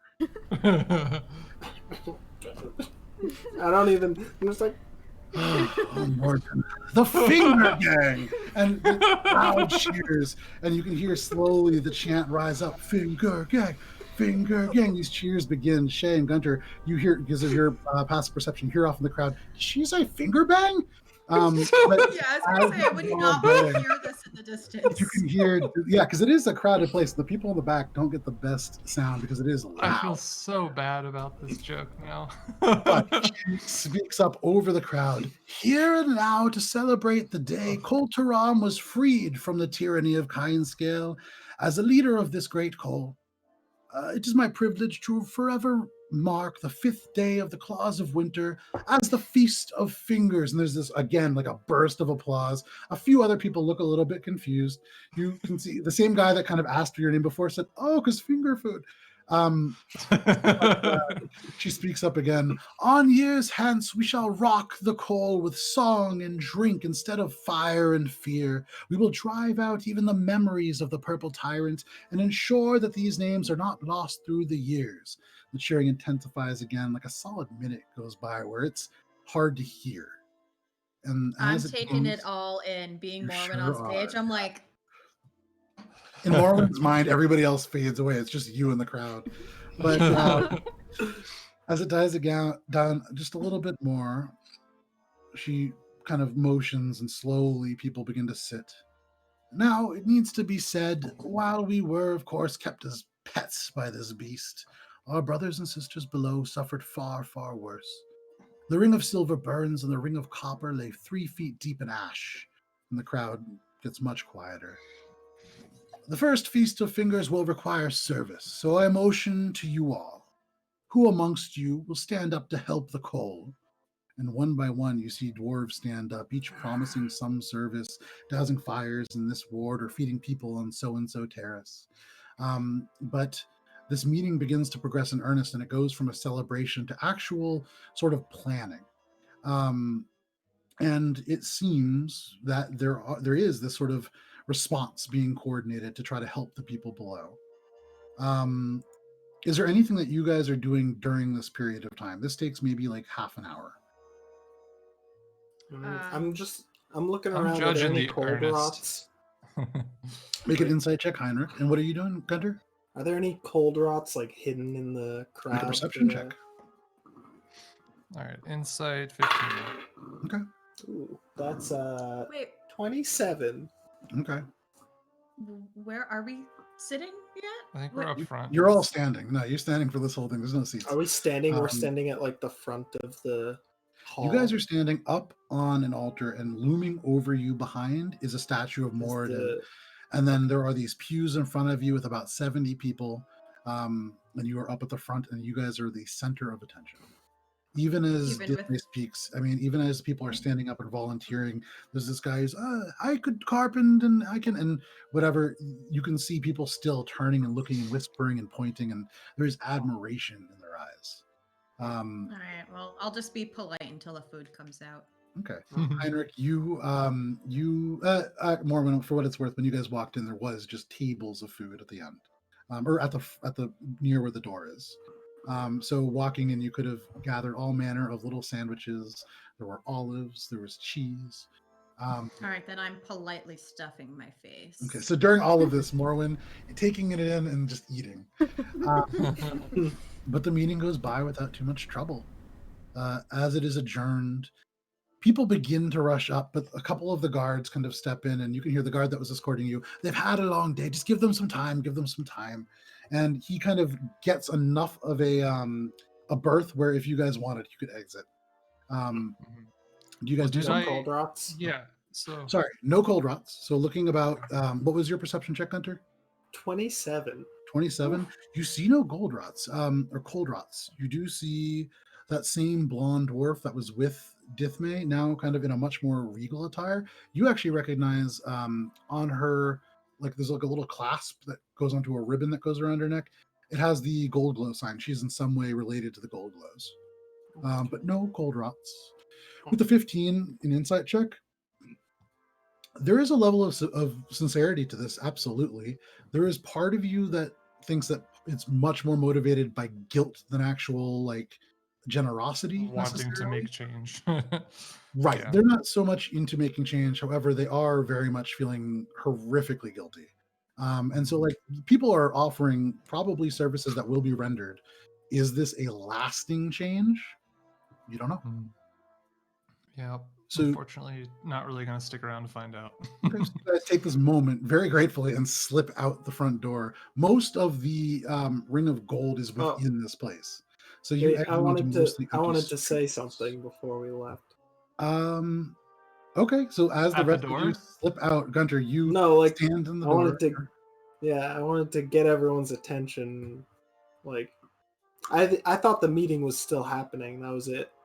This is a meeting that went fairly quickly, and perhaps purposefully, you weren't necessarily given a window to speak. Yeah, that's why I wanted a window to speak. Yeah. And I want that window. So if you want, you can certainly say something on the way, like on your way out, or like as you're kind of squeezing through the door. Sure. I'm gonna be like, oh, hold on. Thaumaturgy. Like, people of the Golden Circle. You can see a few people really like right next to you wince and kind of draw away, but it goes quiet. We have slain the beast that was terrorizing your people. But all of a sudden, your voice is lost.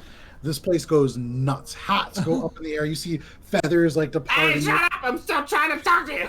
A bra hits you in the face. Like this is you completely are lost in the din. Like a full minute passes before you can hear yourself over the crowd. But as soon as people can hear you, it dies down again. The war has just begun. Now just confusion. Jesus. Now more than ever, the people of Goltaram must come together. There needs to be big change here, because I don't like what I've seen even with the dragon dead. From in the crowd, there's a murmur that goes through. And then you hear the same guy. It's just, what do you mean? I mean that this is not right. You all live up here in your golden towers, while everyone down below toils. Our friend died for you, and her family lives underground in the bottom of the well. Definite confusion. There's a few people, you hear people going, well, he kind of has a point. And over there, you could just hear, he's a hill dwarf. He doesn't know anything. And just all kinds of different reactions. Now, I think there needs to be big changes in the way that Goltaram is run. At this, Lady Dithmay kind of steps forwards. And I quite agree. There are all manner of changes that need to happen at all levels of this place. But we need to build Koltaram back to a semblance of normalcy before even beginning. There are fires to put out.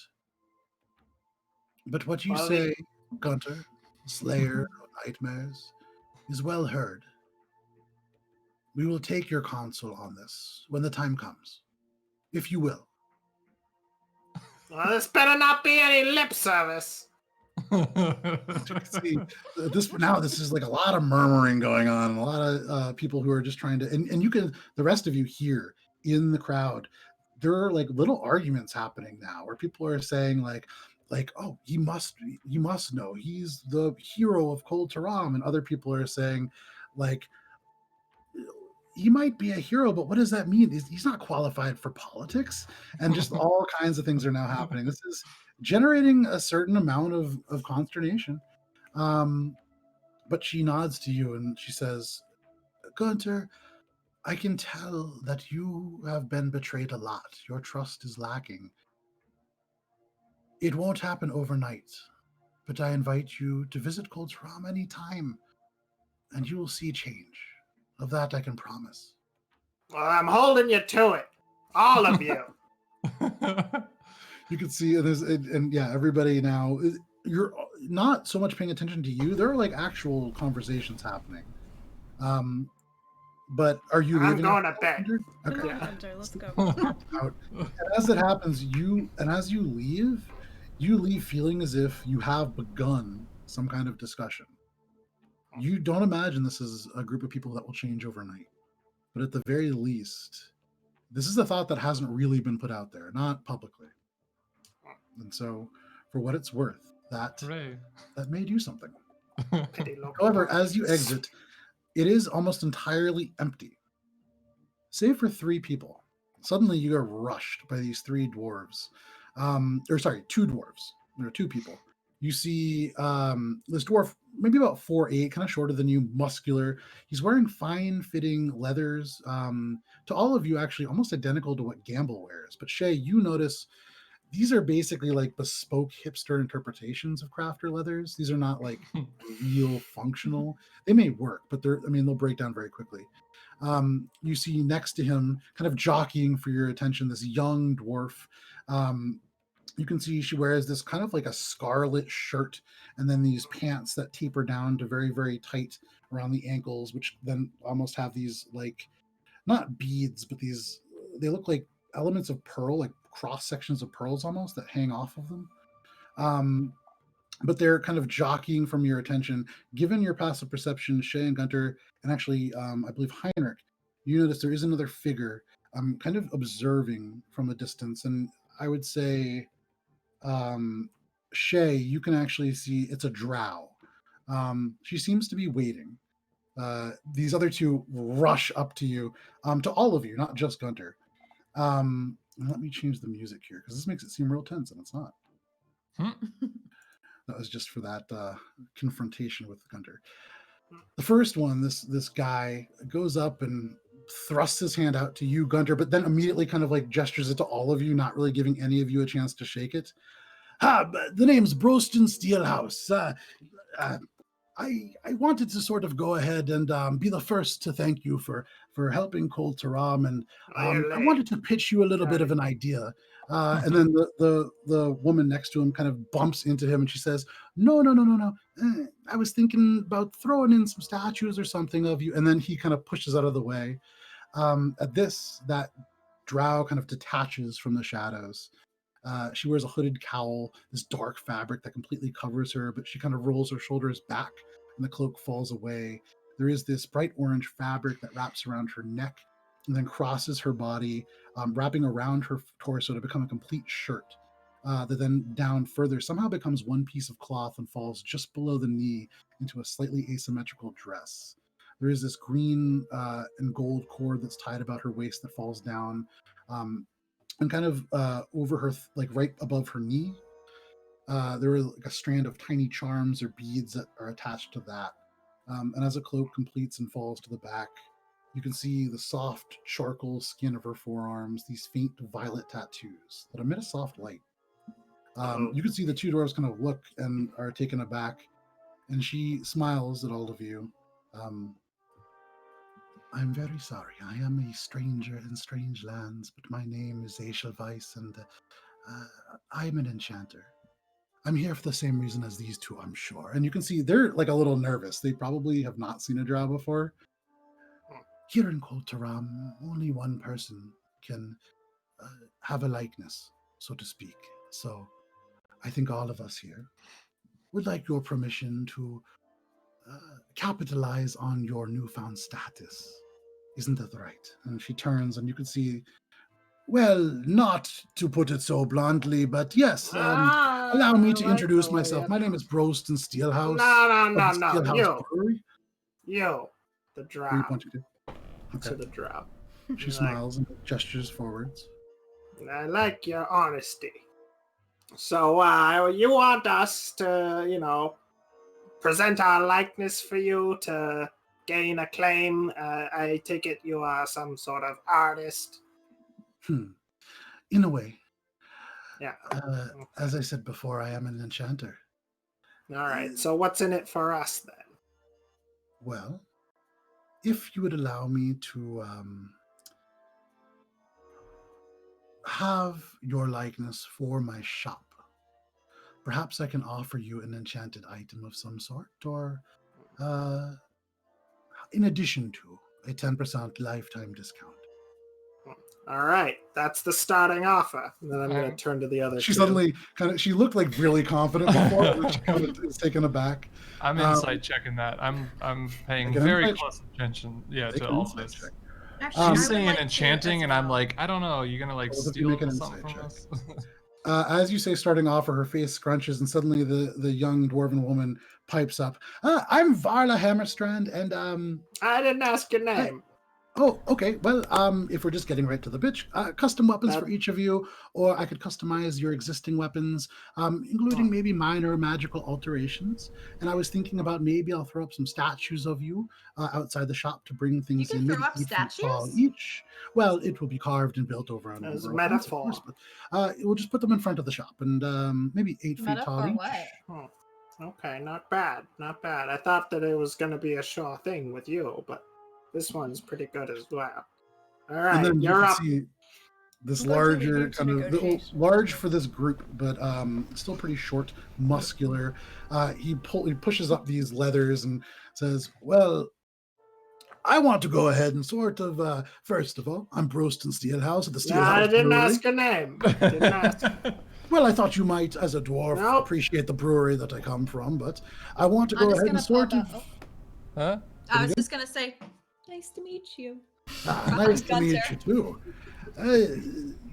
I sort of wanted to do so you all go by the Finger Gang, I guess. And so I wanted to do a Finger Gang series of beer. I kind of had ideas set already. The Guntir Slayer Stout, the Heinrich the Red Ale, Panther Porter, and of course the Golden Monk Wheat.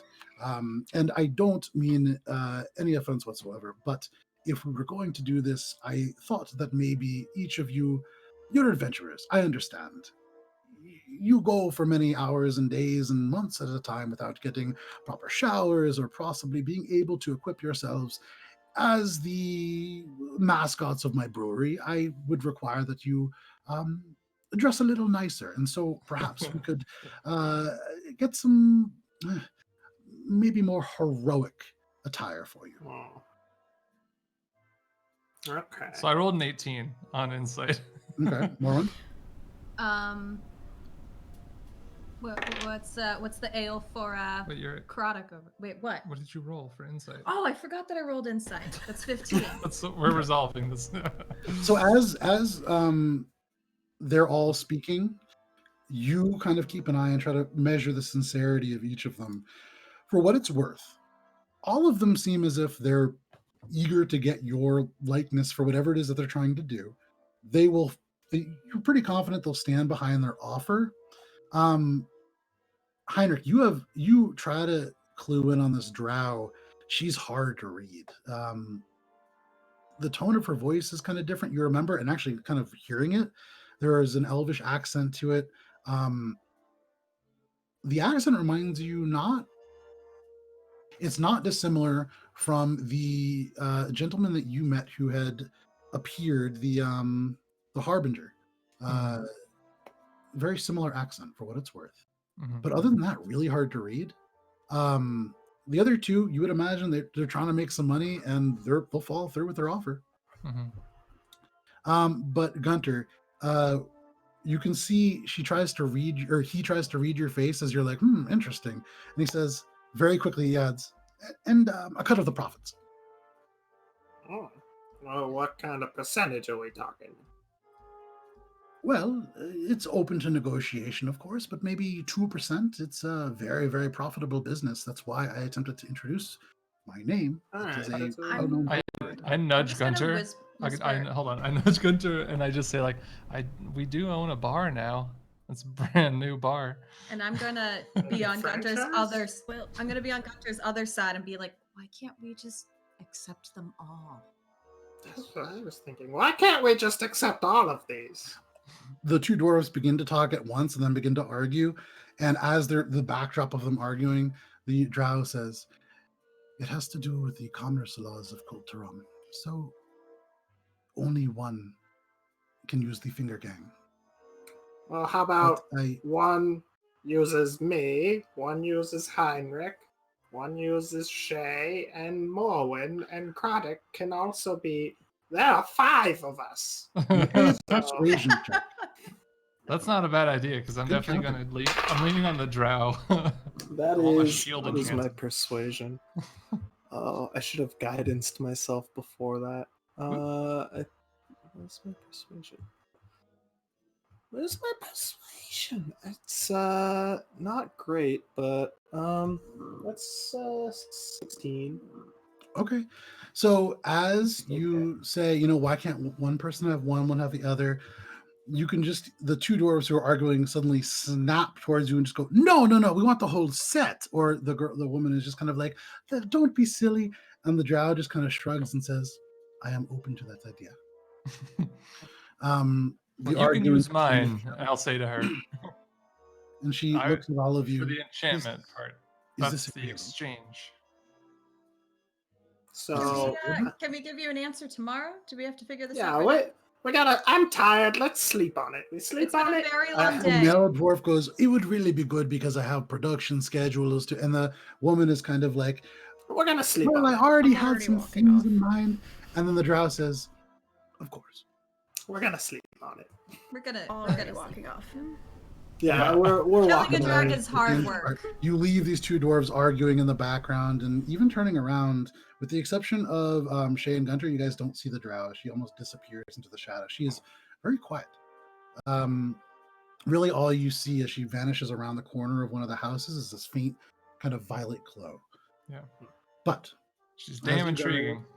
As you guys go back, you find the ambassador suite, no problem, and you make your way back up. Morwen, you would discover the bathroom has been fully restocked.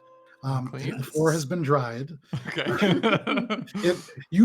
mean, when the bubbles faded, it left a huge mess, but it is a nice, clean bathroom.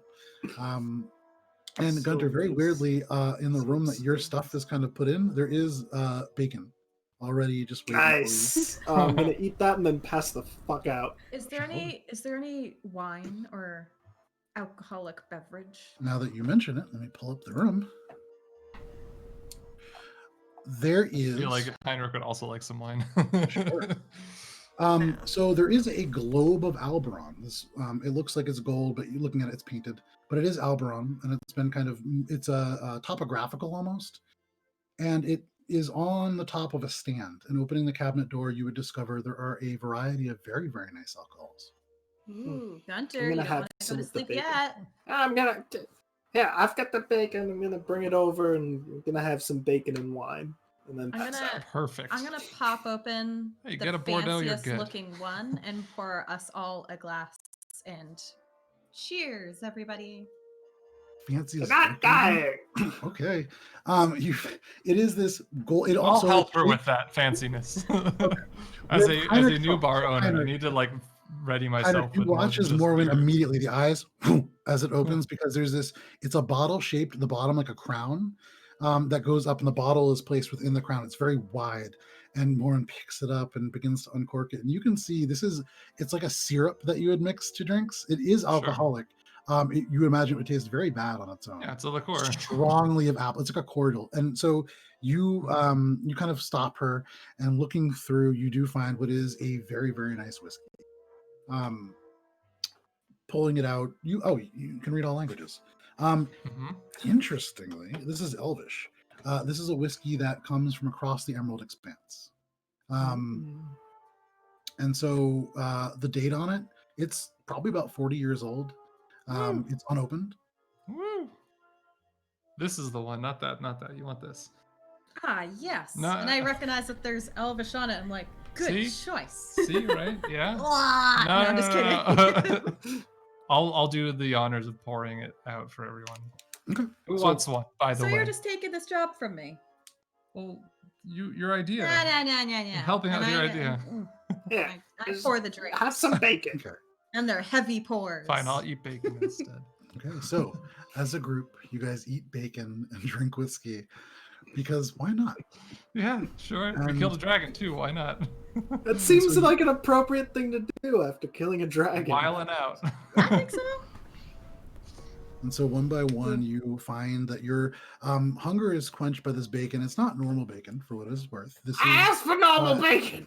It's normal in the sense that it's not like super crazily seasoned. It does have like pepper and a little bit of salt that's been added to it. And so it is a very, very high quality bacon. This is not the pocket bacon that you've had rumbling around. This is not like the jerky that you've had like in pocket mushrooms stole off of a child. This isn't like crumbled up bits of berries. This is like actual dragon bacon? center cut bacon. It is not. But you guys have yourself a delightful little snack. The whiskey that you guys consume, if this matters to you, it's called Dokara. It's What's that translate to? It's a name. The name. It doesn't Okay. translate necessarily. So make a history check. Well, okay. Am I able to read this? Can I make a history check too? Sure. This sounds fun. Morin 13. likes to drink, and 13. she knows Elvish, so maybe. Sure. Yeah, make a history check. 13. 17. Okay. So, Heinrich, you kind of think about it, and there's something about the first word dough that kind of sticks out, but as a name, it doesn't pull anything from you. Morwen, you know that across the Emerald Expanse, an ocean that you have sailed quite frequently, granted mostly in the Dominion waters outside of Dungannon, the word dough is an expression almost like captain or admiral, and it's a title. You don't know much beyond that. You don't know why it's a title, but it's a person famous enough that their name became a word. Oh my God, is it Captain Morgan? It's like Captain Morgan. Don't Morgan. Wrong. Anyways. Well, it ain't no Sailor Jam. Not a sponsor. Significantly nicer than Captain Morgan. It is this smoky whiskey that is almost like, as you drink it, a campfire lit under your nose. You can smell the smoke and the peat. And as it finishes, there's no viscosity to it. It is clean. And there's just the faintest hint of almost something floral, lavender perhaps. The alcohol does burn, but it is a wonderful whiskey. I enjoy it very much. I'm going to enjoy the snack and drink and go to sleep. Okay, so Hunter, you're the first to go to sleep probably. You eat your bacon, you drink this wonderful drink, and you find sleep very easily. All right. And I do the same, but at his feet. Okay. So at this beautiful wooden table, Guntir is now drooling slightly onto it. Bits of the bacon still in the saliva. Morwen is now curled up down below this stretched out couch. Heinrich, you are awake but content and full. Shae, are you going to sleep? Chronic is already asleep. But take a bath first, and then yes. Okay. Yeah, bubble bath. Get sudsy. And then you find sleep as well. In a bed. And because it is... it is 10:25, this is where we're going to take our halftime break. Worth noting, so as you guys are all sleeping, Heinrich, at about... I got some stuff. Okay, So then you know what? We'll do that when we get back. We'll get right back to that then. I won't Okay. go into anything else. So Cool. It is 10:25. We'll be back at 10:35 for the second half of this game. We'll see you then. Woo! Bye.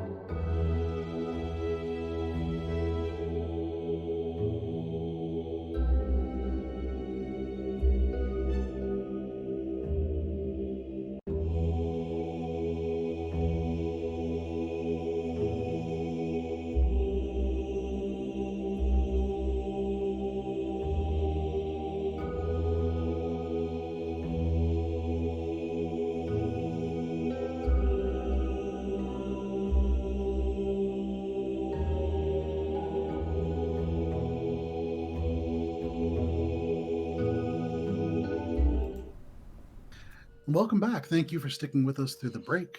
For those of you who were not tuned in for the first part, so far in our adventure, this group has been actually minted as heroes for the very first time in the Finger Gang's existence. You guys were given a brief opportunity to rebrand, chose not to.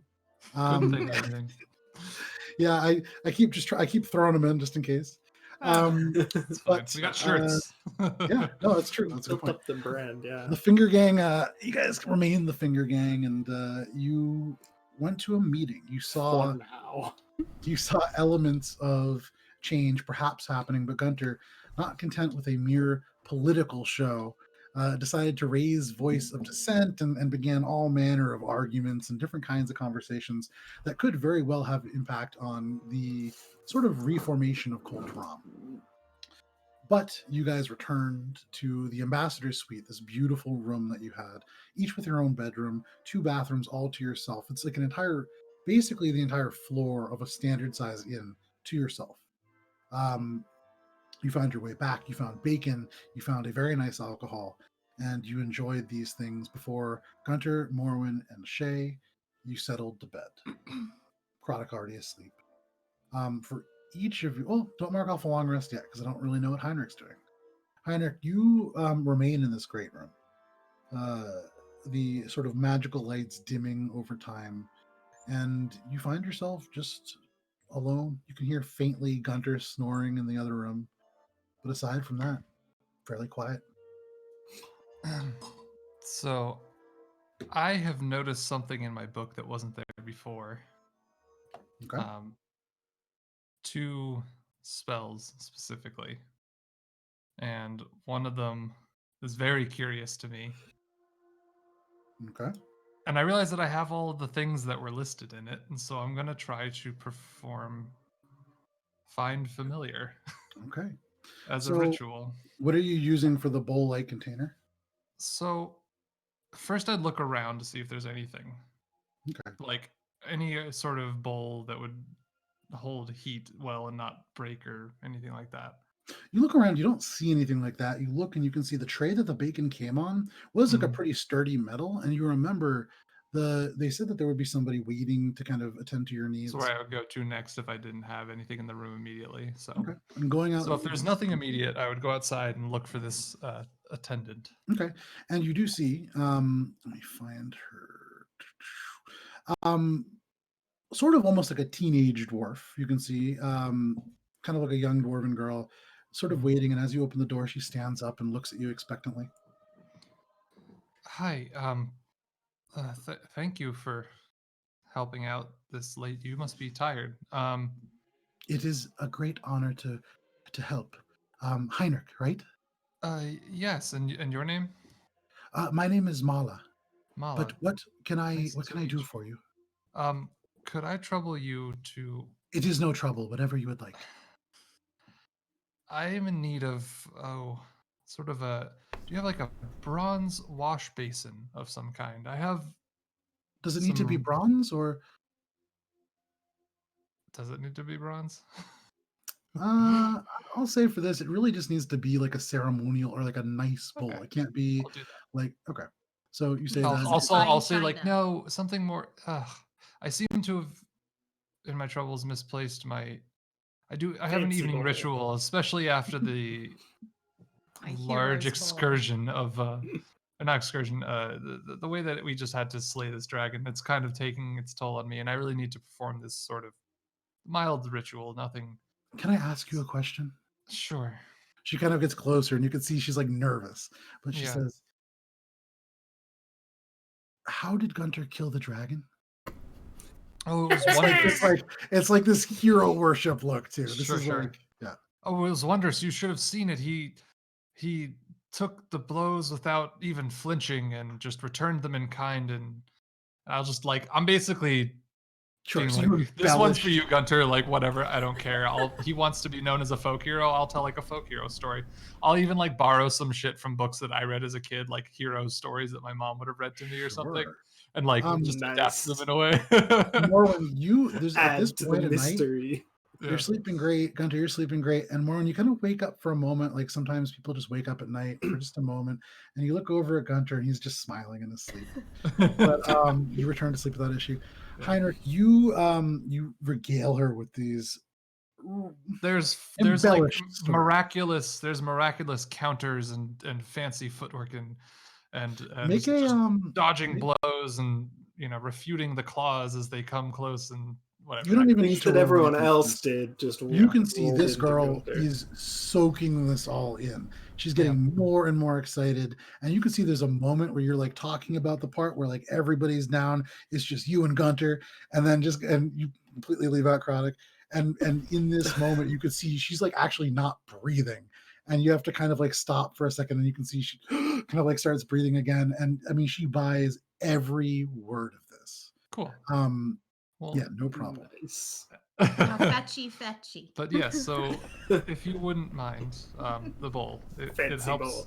It helps us keep our spirits and energy up. Of course. And she just takes off. A couple minutes go by, then you hear footsteps, and she comes back bringing, it looks like probably ceremonial in some kind. This is actually, if anything, slightly overkill. Okay. It's a golden bowl, probably the size a little bit bigger than a cereal bowl, encrusted with gems. You see emeralds. There are small sapphires, and together they make almost like this shimmering, like an ocean line above. And then it kind of goes down in very delicate line work that, looking close, is like filigrees of platinum. And she brings it. Will this work? Oh, certainly. Thank you very much. Oh, thank you. And she hands it to you. Okay. Should I just leave this in the room when I'm done? Whatever you would like. You can take it with you. I won't say anything. Okay, sure. Thank you very much. Of course, if you need anything else, just let me know. I'll be here all night. Great.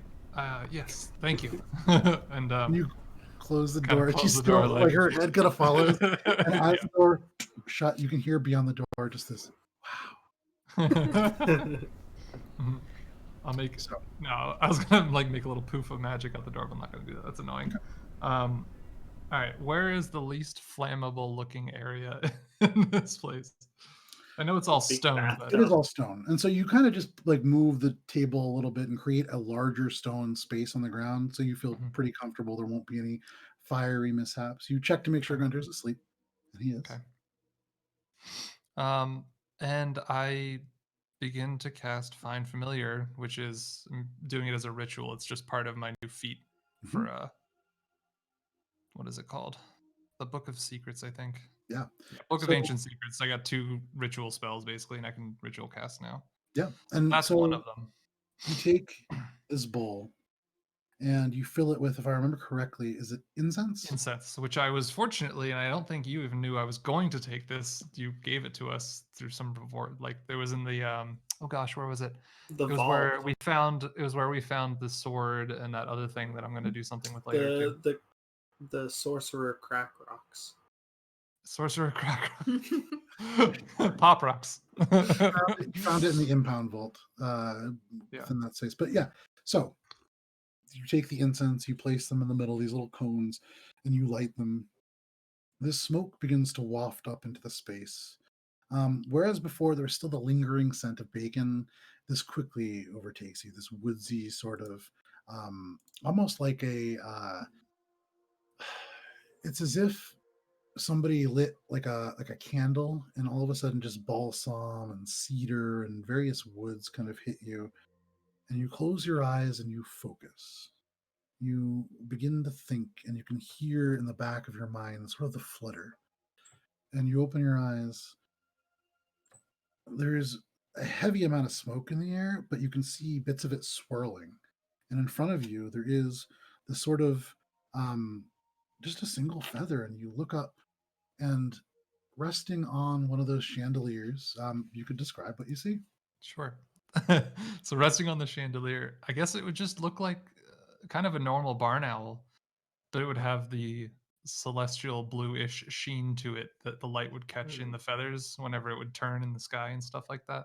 and it would have a glint of that in its eyes as well, the narrow slits sort of peering down at me as I look up to it and sort of immediately recognize it. Yeah, sort of like, huh, you? So you look up and you see this. But it's familiarity. I like know this creature. I've seen it before.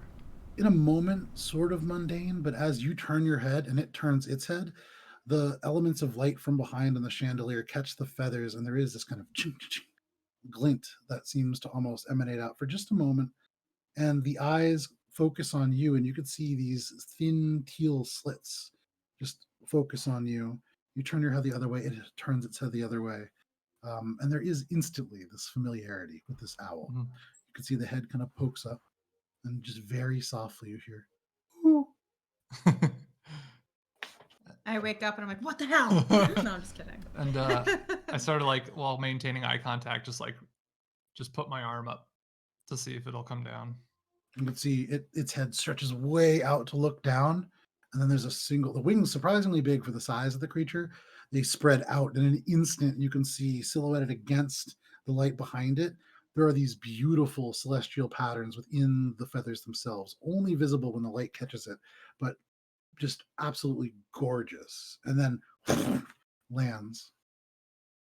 The two legs kind of shuffle over to get further up on, and you just feel it. Closing your eyes for a moment, there is this brief moment of darkness before suddenly you realize that you can see through this owl's eyes. Mm-hmm. And I'm looking at myself, closing my eyes. I'm like, huh, well, that's new. And I'll just pull back out of it. You open your eyes, and even as you do, you can see the owl kind of shut its eyes as you open yours, and then open them again, and kind of just shifts around on your shoulder. Feels very comfortable. Yeah. Feels familiar. Yeah. I found it. I found it here. Yeah. And I just kind of like do it like a little bow, nod to it. And as you do, it would nod back, I'm assuming. The head goes up and just kind of flaps the wings once. Welcome to the party. Nod. And that's what I'm naming it. It just kind of sits back, and the head into the body, and the eyes shut. And you can see it nods once, and then seems to kind of find a little bit of rest on your shoulder. Cool. Yeah, I have my friend Nod. So yeah, cool. You know how familiar, Nod the owl, Nod the celestial owl. Yeah. Now, if I can do this with still getting the benefits of the long rest, let me know. Okay. If not, that's fine. I can wait, because the second ritual takes only a minute to do. Okay. I want to cast Identify. Oh wait, you know what? I can't do that yet. So I'm gonna hold on to that. Never mind. Okay. I need a pearl. I need a pearl worth 100 gold. And I don't think any of us have a pearl. I have a pearl of power. That's not something that. Oh. Unless it can duel as a pearl. Say in my sleep. I think it's like different. I think you need the actual pearl. Yeah, because it needs to be that with the gold piece. It's not going to consume it, but as long as I get one, then I'll be able to do this in the future. You hold off on that for a little bit. You consider certain things that you've acquired in your journey. And every now and then, as elements, you kind of get these ideas, these eureka moments of, oh, maybe you can feel this owl kind of shift almost excitedly and then kind of go back to sleep. It seems very in tune with your emotions. But are you doing anything else throughout the night? I suppose not. I think I'll just welcome this thing to this side of the plane, I guess, if you will, and just sort of tend to it while reading the book. It's a pretty sleepy owl for it being nighttime, but it seems very content and very happy. It's very quiet. After that first little hoot, it doesn't seem to make much noise. If you try, you can make it make little noises, but it doesn't. It seems to be a fairly quiet creature on its own. I think I'll retire to the couch and then read. I guess I'll clean up my mess first. I'll try to clean the bowl as much as possible during this process too. You clean the bowl and kind of you thinking about that girl and how she was going to have to probably clean up. You think about the way that Morwen left the bathroom earlier, and you're like, you know what? She's going to have a lot to do. Doing a little bit of a reset of the room after this is all done, and I'll, for the rest of the night, just sort of sit on the couch with my back to the bedrooms with the owl on my shoulder and just read. All of you can mark off a long rest without issue, no problem. Heinrich, at around 6 a.m, you begin to hear things. Not and throughout the night, you hear just kind of this girl shuffling around. She's there for the whole night. Jesus. Yeah, but around 6 o'clock in the morning, you begin to hear other sounds outside. You hear like kind of some bits of wood moving around, and then you hear this kind of clatter, clatter, clatter. Something metal drops, and you hear somebody just go "fuck" and just kind of moving around, and some things are happening. Are you doing anything with that, or? I guess out of curiosity, I'll go and just poke my head out the door because it's outside of the room, right? Yep. You go and you kind of peek your head out. You can see there is this sort of younger dwarven boy. He has set up 4 chairs. You can see what he dropped was like a little music stand that you would put music on, and he's like hastily kind of righted it. But he looks at you, and you can see just this look of wonder. And he's young. He's maybe like, even for a dwarf, he's probably no more than like 11. This kid. But he looks up and he goes, "He already knows that word." Wow. But he just says, "Wow," and just he does know that word. This is dwarves. Sure, yes, sure, for sure. But he looks up at you and his eyes wander over your antlers and then to the owl and kind of fixate on it. Can I help you, or are you? Oh, no. My job. I'm just helping set up. You're not supposed to see this yet. We're not going to be ready until not for a little while. Breakfast isn't even here. Okay. And I just turn around playfully, like playing along with him. At around 6:30, half an hour later, you actually hear another kind of not commotion, but other people enter the space. Another 5 minutes goes by, and you begin to hear very, very lightly the plucking of strings, as if maybe a string quartet is beginning to tune up. Another 15 or so minutes go by, and all of a sudden you hear something on wheels coming clack, clack, clack over each element of rock, the tiles separated slightly. And suddenly the smell hits you. Food is sitting just outside. All kinds of things. I mean, you can smell meat and something that's been freshly baked, and there's something sweet and maybe reminiscent of berries. But whatever they cooked for you on the other side of this door smells cool. I would say it is at about this time that Croddick, the first to go to sleep, emerges from his room, very quietly creeping out, maybe not so as not to awaken Shae. Shae, you do wake up as he leaves. He tries, you wake up anyway. You're very observant. God, a passive perception must be a blessing and a curse if you're trying to sleep. Outside somewhere, there's like a hawk that picks up a mouse, and and Shae wakes up like a mile away. But the owl hoot didn't wake her up. Well, just kidding. You wake up seeing Croddick leave. The Croddick enters the space and kind of still hurt. And you can see, like, around the beak there's slashes, and there's places where feathers are missing. And there are these ironically, these gorgeous pieces of textile that are like wrapped around these wounds. But he nods to you. Heinrich, I hope you had a good night. I did. This is Nod. This is Croddick. His eyes go back, and Croddick, very weird sort of look to it. It is not real. Well, it's not. From what I gather, it's not from where we are from. Goes forwards and very gingerly reaches out and just kind of touches it.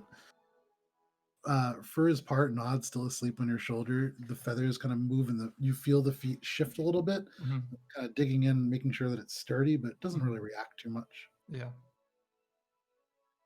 I'm unclear about the nature of this thing. It looks to be a bird, but it's not. And you can see now he's like kind of looking at it from all the different angles.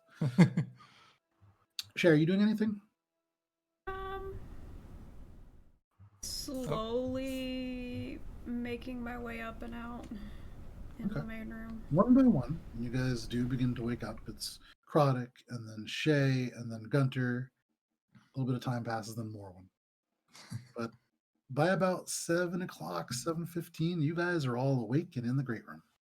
The smell of food. I don't mean to alarm any of you, but it looks like they've prepared, yes, the food they said, but also a little band of some type. There's some fanfare waiting for us, I think. So you might want to get ready for maybe a day of being dragged around. Looks like we left the windows open too, because yes, this is Nod. And so as you say that, it's a long story. As he says Nod, the eyes open, and they're regular owl eyes to an extent, but there is a strange glint and a very strange intelligence behind them. They regard you, Morwen, and you can see the head just tucks back in and closes his eyes. I'm gonna try to pet it. Okay, you go up gingerly, you hold a paw out, and you pet it. Mm-hmm. I take him. No, you I'm don't. just kidding. Mine now. I do not. Worth noting, Heinrich, you can telepathically command your familiar to do things. So yeah, I got the whole spell up. Cool. That's why I let her pet him. Over Croddick, Nod's my new boyfriend. Nice. So the more pocket size, the better. I've got a type. Bird. You just all breaking all of the convictions. Awake within the great room. At this point now, hearing the conversation, suddenly these strings do begin. And there is a string quartet playing out in the hall. What do you guys want to do? I can go first if you guys want me to take the blow. Yeah, please. It's a little early after that whiskey. I'm tempted to just cast silence on them. This is beautiful, thank you. And then just while waving, just like shit. I'm not gonna do that. Okay. I don't want to waste the spell slot in case we have to kill them. Also, I certainly ta-da out of my pajamas. Yeah. Oh, yeah. The bright little smiley faces shift back into the rivulets of this armor. I feel like I'm just gonna wake up still with like bacon on my face and like the whiskey in my hand, and I'm just gonna kind of your beard. Just keep going. Hair of the dog. Morning. Why not? Right back at it.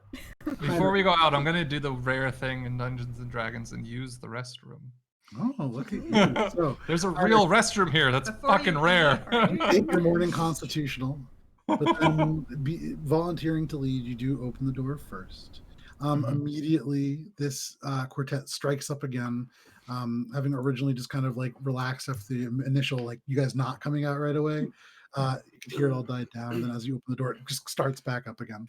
Coming out, you can see there's this huge, it's like a big cart on wheels, just covered in these covered trays. Steam still rising out of some of them. You see also that blonde dwarf that you had seen previously. Who you'd seen as probably connected to the gold glows, but she smiles and says, "Moradin's light find us this day, heroes. Lady Goldglow has sent me, as she does not travel especially well, though she has said to call upon her any time that you wish. She wanted me to ask if you needed anything in terms of clothing. She said that she understood that you are adventurers, and given the nature of the fight, you might need new attire, considering how much attention you're likely to draw about the call. Is there anything that you require? And also," and she says, "Mala," and the girl, very sleepy, but kind of blinks up and pushes the cart up to where you are and kind of steps away. "Breakfast is ready for you, Heinrich." She's like blinking, you, like still very sleepy. Yeah. Here, says, and I return the bowl. Thank you. She takes it, and you can see as you do that, this woman squint and look at this bowl. "We'll talk later, Mala." No, please. It was a matter of us recuperating after the fight. Way to go, Heinrich. Don't worry about her. So is there anything I'm going to you say would no wonder require- there was such a big bounty on his head. Huh. Is there anything that you require in terms of clothing? Yeah. Something I fitting need and some- modest. I'll take some new pants and a nice new pair of shiny boots. New pants and a pair of boots, okay, and modest clothing. Anybody else? Shiny. Could use some Okay. new armor. Well, see what we have. I don't imagine that anything that we have immediately available will be better than that. But what are you looking for? Nah. I'll wake up later. He's still tired. And your human friend. I Shae. turn to Shae. Shae? I suppose whatever is available. Very well. Word. Uh-oh. Don't forget to... Please enjoy your breakfast, and we can speak about other affairs later. I'm sure that you have many things to do. The city is repairing itself, and so maybe not the best place to be at the moment, but we have some options available for you. Let me see about the clothes. She Don't forget begins the to move hole off. for the tail. I shake my butt at her. We'll make appropriate alterations. Don't worry. And she leaves. Bringing this breakfast in, if any of you would like to. It is. There's a little card on it, and you can see in Dwarvish written across. It says "Diplomatic Breakfast." There are hard-boiled eggs that have been deshelled and then placed back into the bottom half of the shell perfectly, like a cup, sprinkled with a little bit of salt and something like paprika. And then, Guntir, you would notice that there is powdered bacon on top of them. There's a pair of freshly baked baguettes. There's a round sourdough loaf. There are cranberry muffins, blueberry scones, a large stack of vegetable roots or root-like vegetables that have been shaved very thin and fried into pancakes. Half of them have like a large amount of onions and pork that have been combined with that. And others have been these very thinly diced and sauteed mushrooms and cheese. There's a pitcher of raw milk. There's a large jug of mineral water. Guntir, to your point, there is a trio of bacons. A thick-cut, crispy kind that's what you would call normal bacon, a kind of covered in spice and bits of bitter chocolate, and then there's a final one that seems to be coated in like a curry powder or paste. It's this huge spread of breakfast. I'm gonna go to town on that.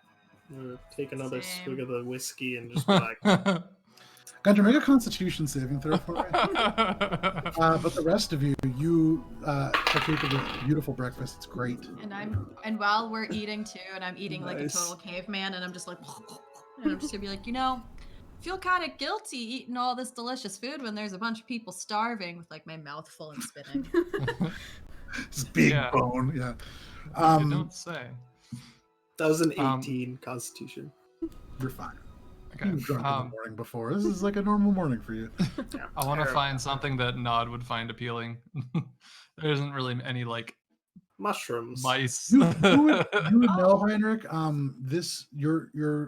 Your familiar doesn't eat, so Yeah, he'll well- eat if you make him. But otherwise, Well- it's not like a pleasurable activity. Oh, Why well, are you never making mind. me do this? I figured He's it just was. crying like, I'm not hungry. Okay, well then never mind. I won't do it. I'll like point at everything and be like, "Do you want anything?" Oh, I And bring out my I'm assuming bird he would just seed. shake his head. Yeah, you just get the sense immediately through that telepathic connection. He's not really interested in eating, Be like, "All right, more for us then, I guess." but I'll- he's now you kind of bird. awake and just looking around. I'll eat Bird regularly seed. then. I dangle it on your antler. A bag of birds. That's not true. You get the sense the owl kind of telepathically inquires, like, should I eat this? Like, no, you don't have to. You're good. Doesn't eat it. Just kind of dangles from your antlers. But a little bit of time passes and Dahlia returns. She brings for you, Heinrich, this very, very modest kind of, it's a leather outfit, almost just like a tunic and pants. They're of fine quality, but there's nothing like immediately embellished about them. They're just very, very nice. Very Wait, the soft. Sorry. The pants? Morwen, for you, Describe it? For Oh, you, she okay. does bring a I pair of missed- pants. Yeah, I misunderstood who you were talking to. I looked at the chat. Sorry. They are black and they are leather, and there is a hole poked out for the tail. The, very, Perfect. very hastily, it's been kind of like sewn up so that way it's not just like a hole. but it actually has some kind of like reinforcement to it. And you said you wanted boots? Yeah, new shoes. Okay. Did you say new shoes or new boots? I can't No, remember. I said new boots. New boots. Okay. Shiny new boots. She brings out these. Yeah, I remember the shiny part. They have been polished to like a mirror-like finish, but a pair of beautiful black boots. You can see these dwarven details on the side that scroll up and transition to something a little bit more elvish in nature.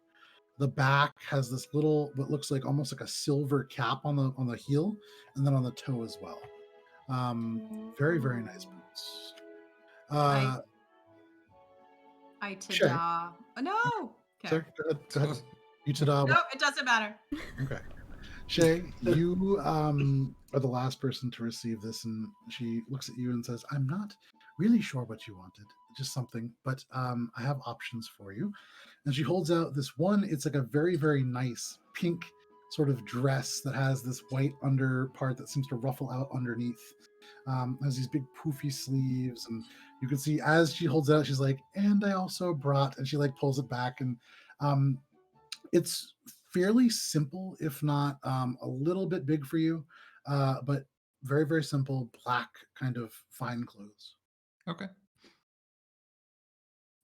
Thank you. Take it. It's just like pants, a tunic. There is this little bit that you could probably throw on as almost like a half jacket sort of thing, but Nothing for Guntir.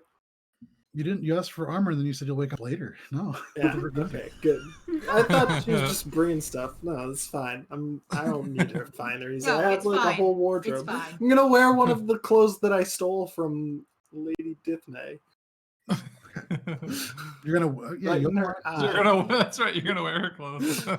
Okay, so Dahlia does, after she dispenses these clothes, she says, we are forever thankful, and you will always have a room or rooms at the Alkin to accommodate the five of you. But as we also understand that you are adventurers, we imagine you've other business to attend to. The lady has already summoned those who've fled back. The consortium should be here soon, if they have not already begun to arrive. She has gained permission for you to use the teleportation circle there, at least once. That's all I have for you at the moment. Will you be requiring my services further, or is there anything that I could get you? I'm I good. think we're all good. This breakfast was delicious, and thank you for the music. It was quite lovely. Not my choice, but you're welcome.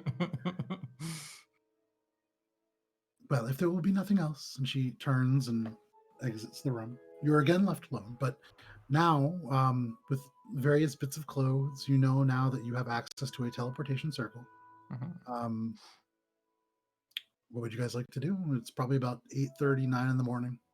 I'm going to take another super bubbly bath just for the sake of it, because I don't know the next time I'll be able to do this. So. Morwen takes the new clothes and just already removing stuff and goes into the bathroom. You guys hear little caps hitting the ground again and again as she dumps every single I bottle won't do back. as much. Instead of 5 feet tall bubbles, I'll do like a solid 3.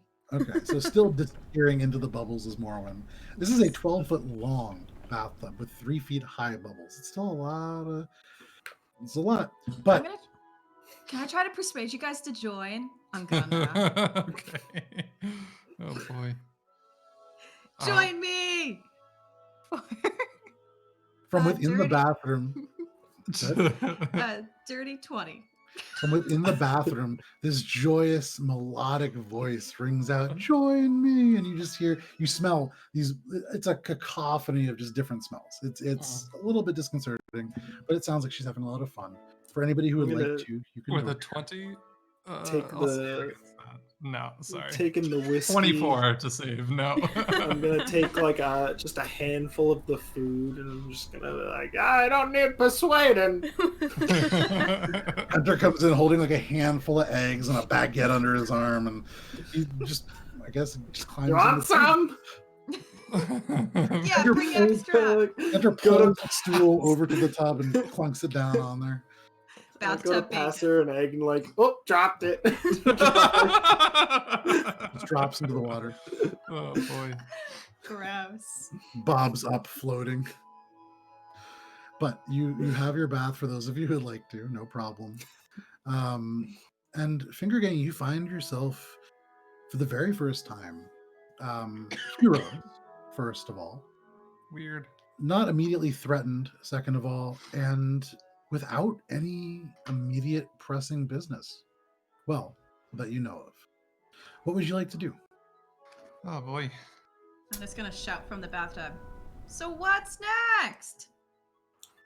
Finishing this baguette. All right, Shae, let's go plan. Crumbs everywhere. Bring it in here so we can all chat. No, She goes- finish in there and come join us. Yeah. You should really come in here. There's plenty of room. There's more baguette. Oh, dropped it. Little just Sorry, goes into the bread. water again. There's just bread and egg floating in the water now. Oh boy. 20 The egg minutes is like later, starting to come apart. It's a hot bath, so it's like it's pretty gross. I was Anyway. gonna say 20 minutes later, I'm like, found the egg. Oh god. You pull it out and it's like stained slightly purple with some of the oils that are floating within the bath. It smells a little bit more floral, but otherwise gonna it eat is that? an egg. Nah, it's all yours. Like chuck it through the bubbles and You probably have to make a use it again. Constitution saving throw. That's a rough thing to eat. It's coated in oil and perfume and soap. So disgusting. That's a Awesome. critical one. Okay, we'll get back to that in a bit. You Oh eat my the God. egg. You guys have your bath, Oh. and it goes fairly well. You emerge cleaner and eggier than you were when you entered. You return to the great room, and as a group now, if you would like, you can sort of plan some things. There is this kind of wooden table in the center with all these chairs around. You sort of find your way to the middle of the room, and Finger Gang, what do you want to do? Well, first of all, I'm air drying, just so you all know. So Morwen squishes down into the seat, butt naked, just in the chair. So what's Chronic up? Chronic turns his head. You feel nod. Heinrich's kind of turn away as well. Yeah. I mean, that's polite. That's what I am doing Yeah, as well. like- Averting my eyes. Hunches the wings and kind of takes like sideways 2 steps like away from Morwen on your shoulder. Yeah. Does like the head swivel backwards. All right. So let's review. We stopped kind scale from with a shard getting to this place that has now multiple gateways connected to it or connecting to it, the halls of The Dharma. halls of Dharma, which are in Skull's End, as you know it. Right, all right. Well, whether this, yes, okay. And then the 9, right? That's We're what we're also calling them. creating a path. And We're that's creating a where? gate. The giant step, where I Okay. did not take you before. Right. And there's a teleportation circle here. Is there, to your knowledge, a one on the other end there or close by? If not, that's fine. I know. Because we may not even want to rush directly to them, or do we? Would you know Not what- to the giant step, but to a place closer. Shae, so teleportation isn't something that is used by the Zinni a lot. There is, let me see here. There is a teleportation circle that you know of in the monastery. You don't know of any that are near, that are nearer than that, anyways, to the giant step. That being said, also you, no, that's it. Okay. So that's another Well, that's we another also thing to gotta consider. what we're gonna do for Helia Right. here. I That's mean, the she's the loose whole reason ends- why we're even up here in the first place, really. Right. There's all of the loose ends to tie up. A few. There's not that many, thankfully, here before we can Well, leave. that I we would still know like to. Right. True. And I would still like to check out your new house, Guntir. But there's also Uriel's watch, who seems to be coming from farther to the north, and to my understanding, that's sort of the direction of the giant step. Maybe it would behoove us to get in touch with them. And Heinrich, you See if- refreshed your spells, correct? Because you had a Yeah. long rest? Okay. Yeah, all of them are back. What So there's that. about that prophecy? Yeah, I feel like I What mean was it? this. the dragon, the purple and the deep and all that stuff from It's toe. well, That's the the first next one one. we failed on, the eye in the storm, and that's already, at least for now, a lost cause. But this one we stopped. There was something about giants and rumbling, and there was something about something they about can the see or squall, can't which is also see, and here. what's that? Heinrich, make an intelligence check. I mean, I have the thing written, and I'll retrieve it, but I This is just not, didn't want to not wait. pertaining. This Oh, is cool, not cool, cool, pertaining cool. to the prophecy. What was the check? Intelligence? Just 5 11. intelligence. Okay. Cool. Dang. No. So there were more of them, yes. It's just, there are a lot of things to do. What's the most pressing is really that we can do anything about is kind of the most seemingly obvious pressing answer. from our perspective are the 9 path monks. Right. Whether getting to the the giant influence stuff. of kind scale, who influenced whom, is still an unknown. Sure. Hopefully it was kind scale so we could maybe have dealt a blow. If it's the other way around, I'm a little more afraid. I don't know. So, getting to the giant step seems to be kind of the next thing, but it we do have the ship and the crew and all of the stuff back down south, but it's while we're up here, it's kind of... Additionally, wasn't there something else in that about the squall, which is also up here? The storm itself? The prophecy. I would say that you guys, having That spent I enough time on the see. prophecy, would Mhm. remember. Yeah. Let me think. The third I see but do not hear. For the eye of the squall. Oh, the here. eye of the squall is there. Right. The squall. Guntir is says that us and then frozen. like keels over. And as Gunter hits the ground, you remember the second part of that was there it rests upon the ring on the hand of a cold, cruel king.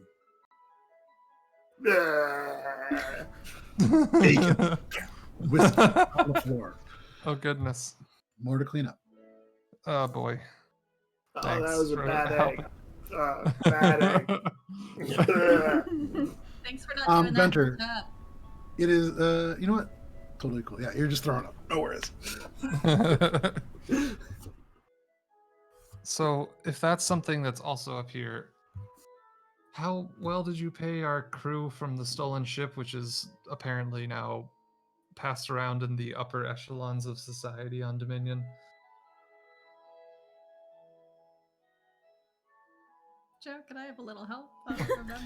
Morwen, I think I you paid would them off for remember like that 2 months or something. They paid A for, lot. yeah, a little bit more than 2 months. And so you would imagine, you don't know exactly how much time has passed, but it hasn't been 2 months. It's been, since you left them, a little bit less than a month.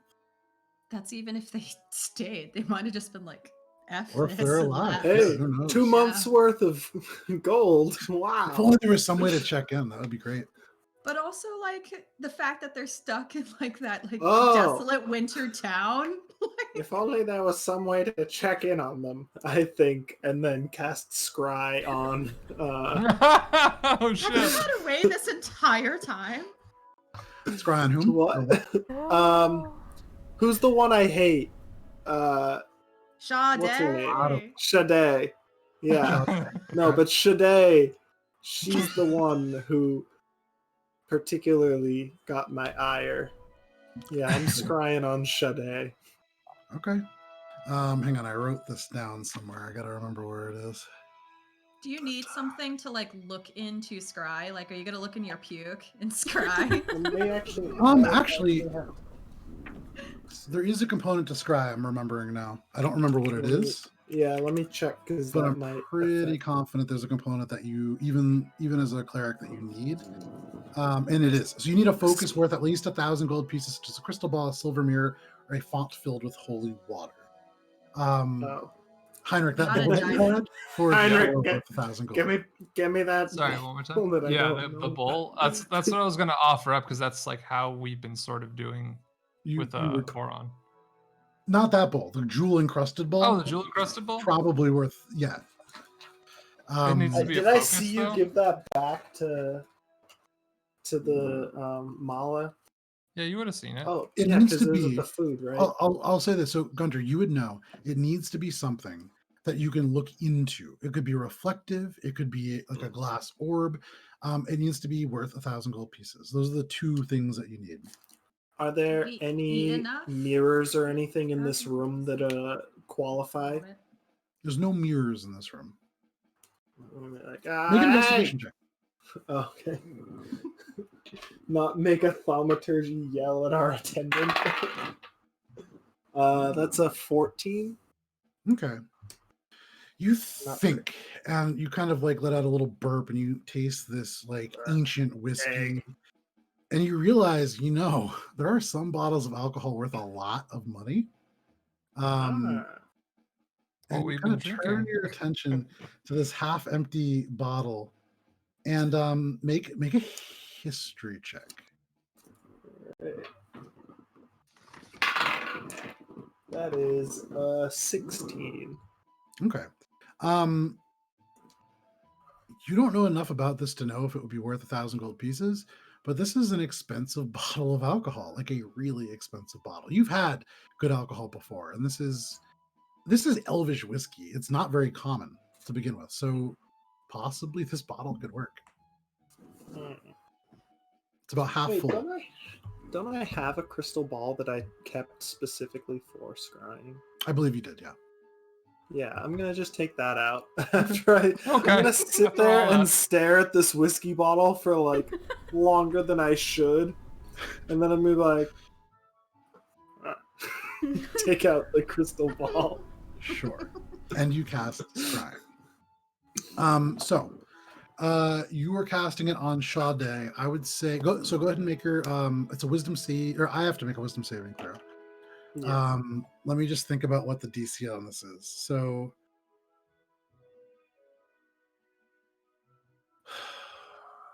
okay. And she has to succeed it. If the target knows you're casting it, they don't. Okay. As you gaze into this crystal ball, you see this clear image through suddenly cloud slightly and become opaque. The elements of glass frost for a moment and then become more clear. And there is this crash across the bow of a ship you would actually know as the Cat's Claw. You can see it is currently crashing through the ocean and kind of shifting your vision a little bit. You see Shae behind the wheel. You haven't seen her for some time. This half orc, now decked out in black leathers completely. You can see she has this hat on that is this ornate black broad brimmed hat with this white trim and this huge single red feather that comes out and is blowing. I don't like this. You can see she's just kind of looking her hand on the wheel. There is this crew, slightly larger than your crew, although you do see members that you recognize. You see actually, at this point, Abernathy? You see just scrubbing away on the deck down below, cleaning it. This old man, Abernathy, just is going to town on this deck. You also would see Kanor, who seems to have established a little bit more of a position of power. You can't make out what he's saying. There's this, all you're really hearing is the crash of water. The Cat's Claw is making good time.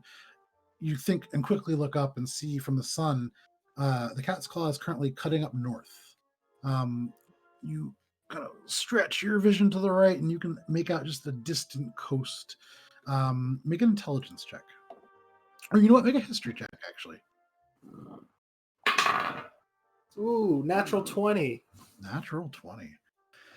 You've never sailed this part of the Emerald Expanse, but based on this beautiful teal water, it's almost tropical in a way. You know that that's where it is. You really focus your vision on the distant coast, and you recognize that this ship is currently cutting out. It's past Gulliver's Bay, um, and oh, sorry, no, it's going south. Completely misread that. It's going south. Forgot about this part. It is going south. You know that you are further south than Port Quinn. So they have gone from Gulliver's Bay now down past Port Quinn, and they're sailing through. On the right is the Dragon's Teeth, the sort of area that you guys wrecked your ship way back at the beginning of the campaign, like pre-session 1. What got you to session 1? They're south of that, and you would imagine, given their bearing, probably headed to Nocturne.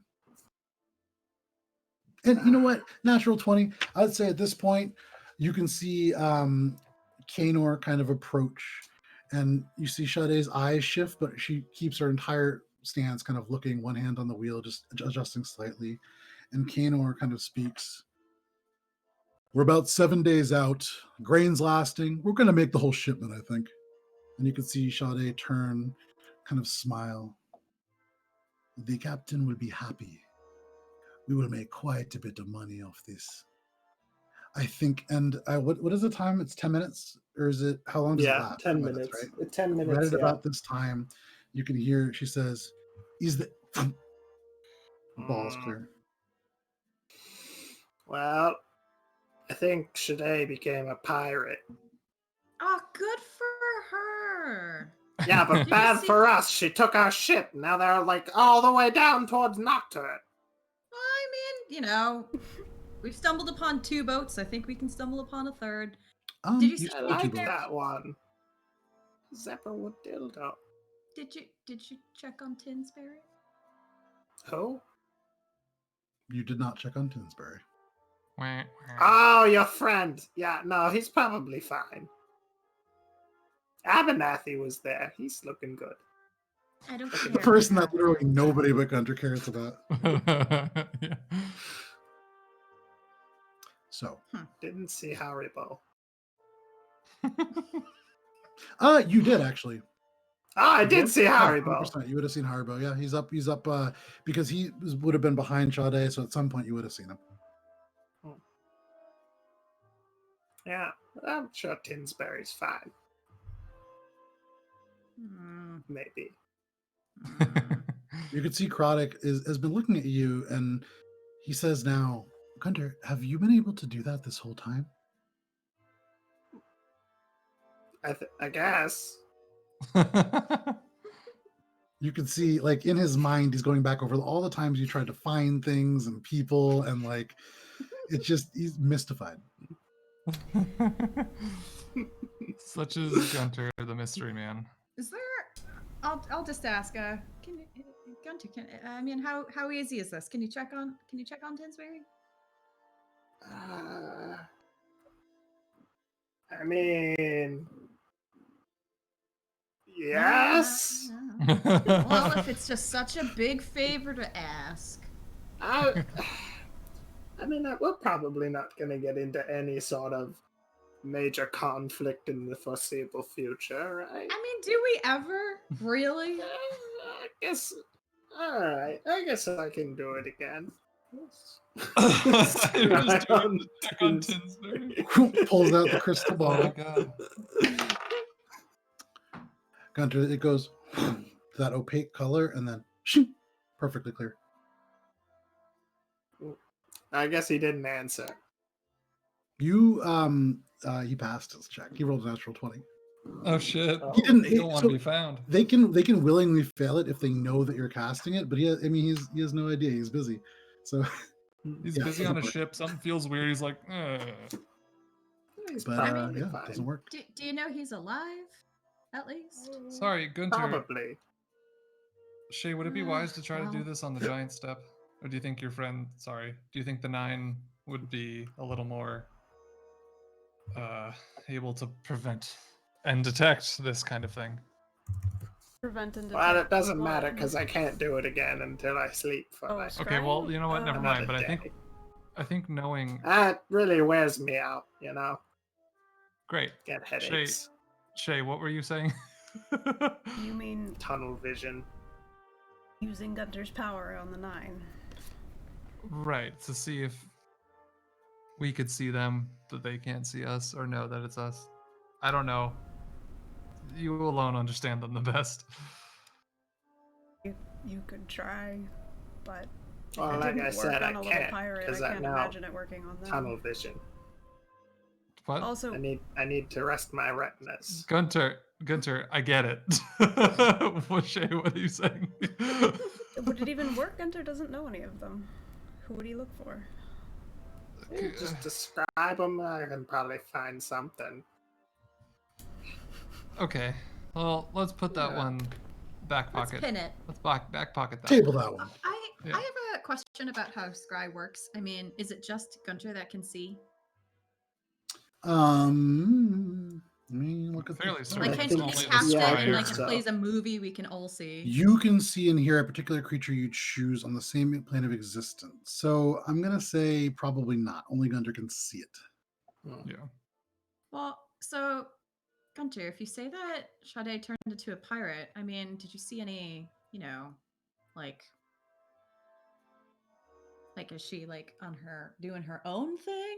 Working She with seemed someone to be else? acting pretty high and mighty, but she said that the captain would be pleased. I think she's probably operating under your title as captain. So whatever she's doing is probably besmirching your name. Okay. You know, it's like a sort of a liability thing, I suppose, where anything that happens on account of her poor captaining, she can say, oh, well, I'm not really the captain. I was acting under captain's orders. That's where the term comes, captain's orders, if you didn't know. But No, I did think. yeah, so I did think. so Heinrich, she's you feel Nod like falling asleep again on your shoulder. I'm just making up alright. captain's orders for you as the captain that you never gave her. All right, because so I what's don't the remember plan, you then? ever asking for piracy. What's the plan then? Well, at least you admit that I'm the captain. I am Well, hesitant only on the title cards. to leave the Yeah. north with the 9th path still present. And now knowing knowledge. that our ship is no longer there waiting for us, I see no point in heading back south. So we might as well do as much as we can while we're here. I still think. I guess that it's also maybe... means that we don't need that that thing for your bounty, because your hands are washed clean. Now it's her fault. We'll eventually get back down there. It Yeah, may and then still we be can in kill effect. Shae and say that she was the one who did all of those things. That's pretty awful. Well, She's she helped shouldn't us have quite a stolen bit. from us by Look. stealing and becoming a pirate. Heinrich, you would also know that like you tried to push. I know that one. I don't want to think about it right now. Yeah. I'm ignoring it pointedly. It would be real tough to frame Shae for that because you'd imagine Bristol has some pretty vivid memories of it. Yeah, sure. Yeah. We know. Yeah. Attempted murder is attempted murder, but under the influence of Shae doesn't really float, so we're fine. I get it. Yeah. Well, I'm not, but whatever. Two big things we need to do, I think. First is take care of Helia. She needs to find a resting place. I am not happy until that happens. Sorry that you got stabbed, Guntir, but it seems that Kindscale's influence was stronger than we thought. And more insidious, too. Yeah.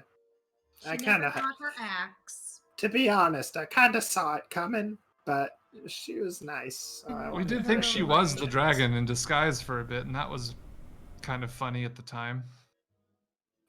I had an Yeah, I don't- inkling. Part of me wants to look back at that because I remember when you guys said that, I was like, shit, are they going to figure this out? And I think you could actually see it on my face. So retrospectively, it would be funny to see. But that was already past the point because you guys had said, like, she's not, we don't have to make these checks anymore. What's going on? Maybe she's the dragon. And I was like, fuck, what if they find out? No, we're babies as far as D&D is concerned. It's very difficult to piece that stuff together when everything else is happening. Baby people. Yeah, so let's get Helia In a way, to her she final saved our resting lives. place. she deserves a place of rest. Exactly. Also, I think that we could probably leverage that to, balance out the system of power here. We I also don't may like come that to fault for it. We also may come to fault Ithme for it. Gold Glow. I don't think they should be in charge here. As far as I can tell, at least in my entire life of growing up, and this is, yes, much shorter than yours, Guntir, I know, but all the time I lived in Port Quinn, I saw very little change. What did change was dramatic. And due to this type of catastrophe, I feel like politics moves a lot slower, so give her a chance for now, and if you care, return later and make a change. Oh, okay. So I guess I'll come back. What should I come back in? How old are you, Heinrich? Look, come back when I'm double my age or something. So I don't like know. 25, 27. Oh, okay. Close. So Close enough. Close enough. Not 144 years. Yeah, just come back in about, I don't know, 50. I'm assuming, because you seem to not have changed over your whole life based on your reputation, that you couldn't expect these people much more Heinrich. to do the same. You can't judge him on his past. You don't know. Well, his reputation You that know. precedes Sketchy him. for a long time too, you know. Look, I know these things. I'm just saying it doesn't move overnight. Give her a chance, I suppose. Well, apparently the boat does. That does, yes. It did, apparently. Still is. Over many nights. I mean, you Yeah. guys have been gone for almost a month. Yeah. So let's put that one aside. I agree. Something is a little weird. The fact that they were able to float this whole ordeal up here doesn't speak good about Well- their character. I agree with that. But are we really going to sit here and try to make a restructuring of the society, or are we trying to save the world and let the world figure itself out later? Better things to do. Wow. And it is not our call to dictate how people walk their lives. Right, exactly. Says the one who punches me when I try to live my life. What? Would you like Both a fist very to go with loud the statements. breakfast that you've had as well? What? Would you like a fist to go with the rest of that breakfast you've now vomited up? You can punch it So back. I think Return Helia. I think we should get the Uriel's watch. I think so. I think that's our best chance to navigate the north. I guess it doesn't matter what I think. Sorry, Morwen. Go What's ahead. Muriel's watch? Later. So Go far, Oh, on. is it my turn? Go on. Oh, I was gonna say we should return her to her family. I agree. I think we're all in agreement on that one. I think, though, that we should make the Gold Glows feel really, really bad about having been saved by the Cold Rots. I think they should hold a ceremony for her so that they have to celebrate the Cold Rot clan. I agree. If you guys want to put that together, I have no idea how that would I happen. love parties. I would love to. That's... Oh. Okay. Let's. So Finger Gang, where are you going? What is your course of action to make all of these things happen? All of your wildest dreams come true. I want to find that drow first. Okay. Oh, yeah. So Well, as let's you go guys get are still that. talking, Heinrich begins to go towards the door. Is anybody else going? Heinrich, where are you going? I'm finding that drow woman. I would like. She promised Oh. enchanting something. I would like that very much. Yeah, don't make a deal with her yet, because we want to get all three. Okay. They'll come All right. around. Let's Sure. go. Let's go. Okay. Heinrich opens the door, and you can see in one of the string quartet is gone, but in the seat now, kind of waiting, just like her expression is bored. But as soon as the door opens, she kind of perks up, and it is I don't know if she's introduced herself yet, but it is the blonde woman, blonde dwarf. She smiles and just says, "Is there anything that I can do? Are you going out? Do you need directions? I'm supposed to help you navigate around if you need it." We're gonna want to have a ceremony for our fallen comrade. Of course, that can be easily arranged. Yeah, we want everyone to know about it too. All the Gold Glows and all the fancy people up here. I will tell They my should all family, know who one of their saviors was. and I will try to assemble the people of the ring as best I can. Yeah. All right, off you go. Very well. And she sort of stops and looks back and then continues. You guys are now left alone in this hallway with a bunch of chairs, music stands. What do you want to do? So where the hell do we find these people? Yeah. I Let's go I back to just where we met assumed them we would first. walk outside and they would still be arguing.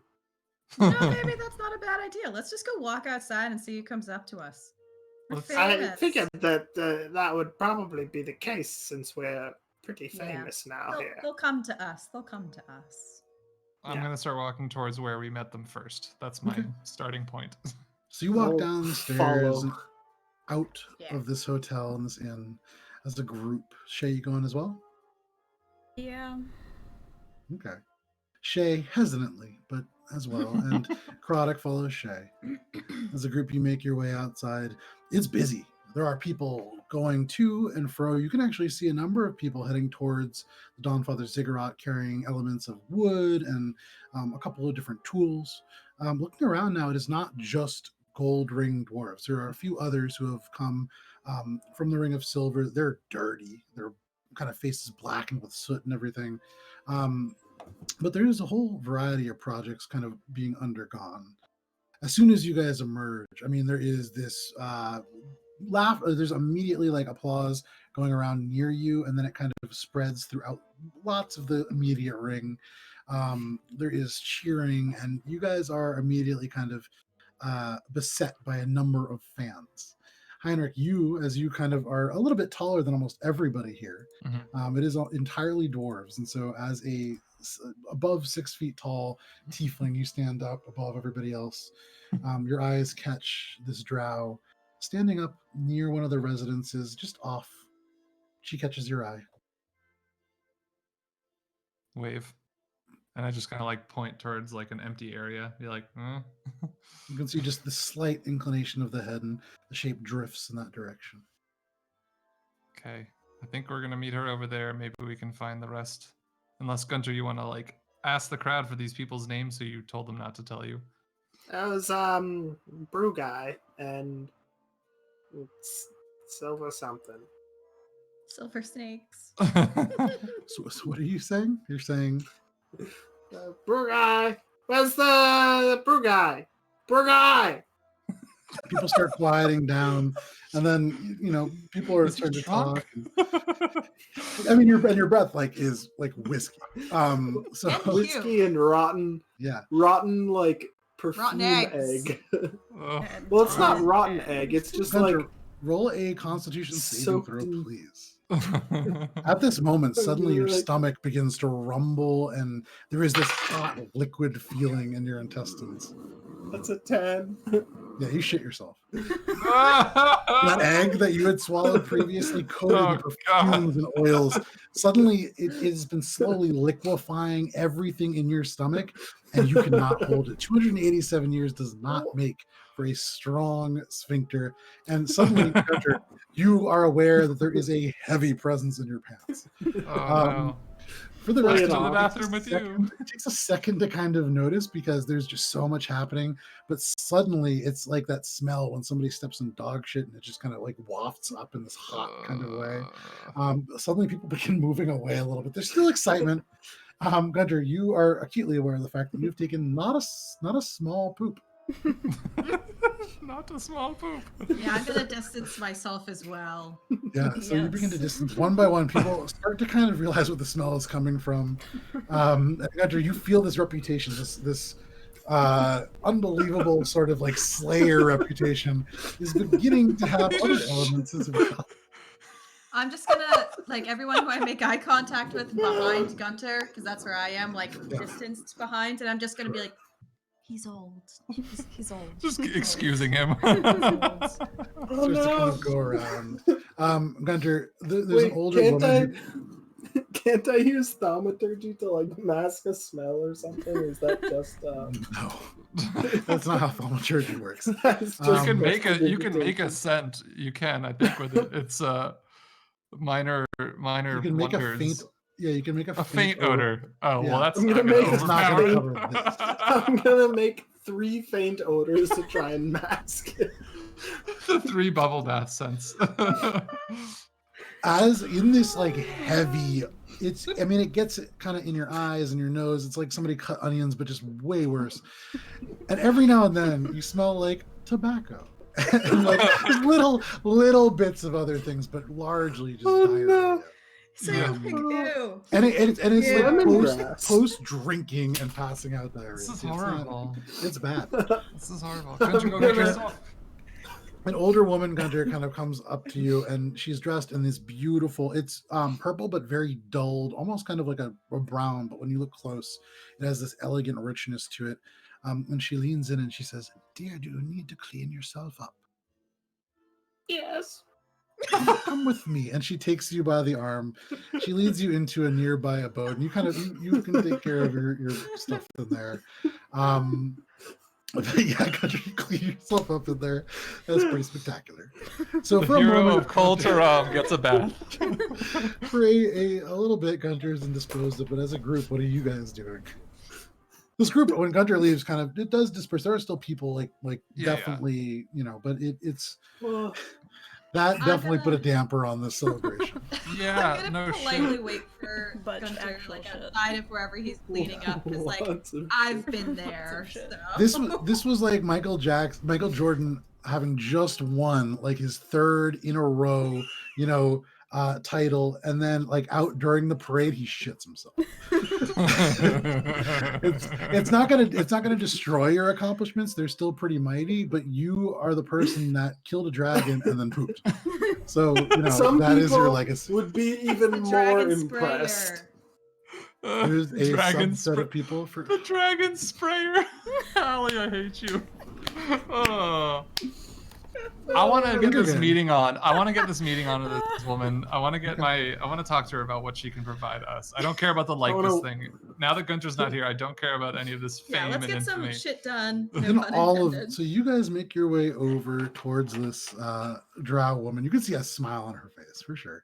Mhm. She doesn't say anything about this event, but it's clear that she knows what just transpired. Yeah. He's old. What can we say? That was very unfortunate. Yeah, it's not the only. You know what? Enough of that. Have you Let's move considered on my then. offer? Yes, you mentioned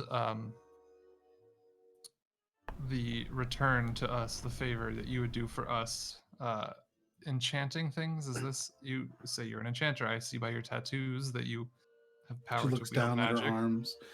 Yes, I am an enchanter, but I will do more than just a minor magical alteration. Right. So my deal is that you will have a discount for life, all of you, and I will provide one of these items for you. It is Okay. a very good deal. I'm super enthralled by it. Obviously, that's why I came right over to you. A few questions. Do you take up occupancy in the city, or are you from elsewhere? I mean, from obviously elsewhere, but how do you exist in Kol Taram? I did not exist in Koltaram until fairly recently. You have opened up a way, in a manner of speaking. This is an opportunity for people like me. There might be changes for the very first time. And while you could allow those dwarves who could not even see eye to eye with their own kind to use your likeness and besmirch them as they will, you could also change the order of things a little bit. And that's where I like you. That's exactly it. You came from under the city, if I'm not mistaken, correct? Where you were prior mean to. to imply the Undercity, but no. Although I have been a few times. But my kind, we were there long before any of you. Hmm. And I imagine we will stay, some of us. But there are others who wish to know more of this world, like myself. And I have a certain unique skill set that I think this world could use as well. Well, color me intrigued. I don't know about the rest of us. You seem to open to just the likeness part. For one of us, if you need to use my likeness to establish your business here and bring about this change, I suppose, That is certainly fine with me. Well, I appreciate that offer. It would be helpful to have everyone, mostly because I just don't want those dwarfs to succeed. But if you cannot convince your friends, I do understand. What kind Wait, of? are we all there? Is Yeah, Gunter It's all up to you cleaned guys. up? Gunter's still not there. Gunter, Yeah, it's gonna take Gunter like a solid 20 minutes to clean that Well, mess, and and we that's can't agree without him either. So I it's was more just a waiting- curiosity. I Adam. was waiting for him outside of wherever he's washing. okay. Okay. Just because I've been there, so Okay, I so wanna be moral we'll support. get back to that in a second. Okay. More when you're just kind of idling outside this woman's house. I'm just Yeah. like rocking on my heels, waiting Yeah. for him. His new boots kind of squeaking. Yeah. So Heinrich, what else would you like to do? Well, with your enchantments that you have, what exactly is your skill set? What exactly could you do? What is your definitive offer, not the vague, I can enchant things? You are all adventurers, so you, I'm sure, have seen magical things, items, not just simple things like. And she looks around, and unfortunately, Gunter's not there with the decanter. But No, I have the decanter back. She gave it back to me. I thought you gave it to Gunter as a reward. No, I took it back to be like, no, I'll keep this safe and we'll use it again. Yes, that's right. Yep, that's Yeah. right. Okay. Because you damaged yourself so much by fireman hosing down from the ceiling. Hey, But you you had a did. pretty good last minute save. You could have It taken a was lot more pretty damage than that. Anyways, so sorry, I lost my The train of thought. decanter. She would look at it and see it and be like, Nothing- not like that. Nothing so simple. Yes. I can recreate many things. Perhaps you have some ideas in mind.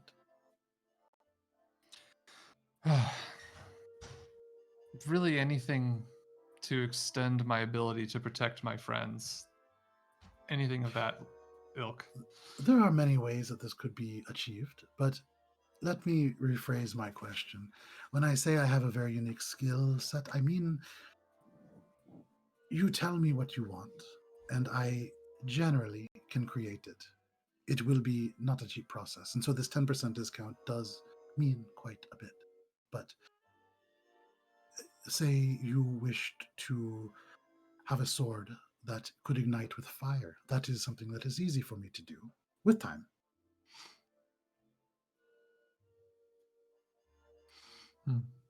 So in meta terms, Yeah. you no, would I gotcha. imagine that she is Enchantment. capable of creating an item of a rarity level of very rare or less. Mhm. Okay, so just go through. All right, well, that would be something to consider, and I would actually need to personally look through and figure that out. Look through the catalog. Yeah, or come up with something that seems fair. Well, that's exciting. Again, though, I can't speak on behalf of all the companions, especially if you would wish to use all of our likenesses, so we will have to wait until the prior situation is finally resolved and we are all together again. Well, is that how bad was it? And at this moment, Gunter, you emerge. You were given a new pair of clothes. The your bandages and your kind of sarong, unless you specifically are taking it in its ruined condition, that's beyond repair. That's a lost cause. Shot it beyond repair. It wasn't in great condition to begin with, but this is like you looking at it, you're like, it would be far easier to come up with something new than to clean this. It is a train wreck. Oh, I guess I gotta let him go. And so, Gunter, you emerge wearing a little bit too narrow for you. A very, very nice outfit. You can see trousers, brown, going up the sides on the outside. There is a white sort of window into them. They have this very, very complicated silver pleated sort of embroidery on the edges of that. Similar vest over a white shirt. You look very fancy. Aw. Oh Oh, well, hey, feel look at fancy. that handsome guy. Look, you're all brand new. It's At this moment, alright. you see two kids go by, and you just gotta keep going. And I'll hiss at them. Okay, one of them recoils a little bit. And they hurry along their way. It's okay, buddy. Just gonna tap him on the back. I'm still a hero. Yes, yes. You are. You still killed a dragon. Now let's go find our friends. Okay. And so without too much trouble, you guys go and find, you actually would see the drow look over your shoulder. Your friend is coming now. And turning around, you see this very fancy Guntir, very sadly following Morwen. Sad, fancy Guntir. Yeah. Okay. Guntir, we were just speaking about potentially entering the agreement with. And what was your name? I'm sorry. What was your name again? I do not believe I have. Oh no, she did introduce herself. Yeah. Sister. My name is Aishel Weiss. Gotcha. Like Edelweiss, but Aishel. It's spelled Aishhelvise.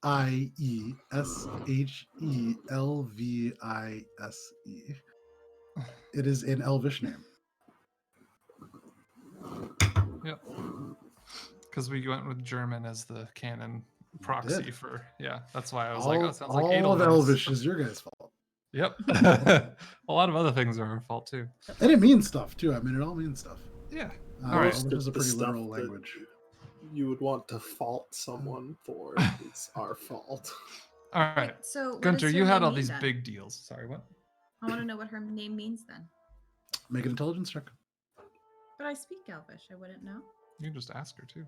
Oh yeah, what's your name mean? It is Elvish for the endless waltz. Oh, you dance? A little. I am an enchanter, but I am also enchanting. Oh, Guntir, that sounds fun. you can see the eyes just level on you. Your friends seem to be in agreement. Might I use your likeness, and then to your group I will deliver something of your liking. I look around. No sign of the other two. Not as far as make a perception check.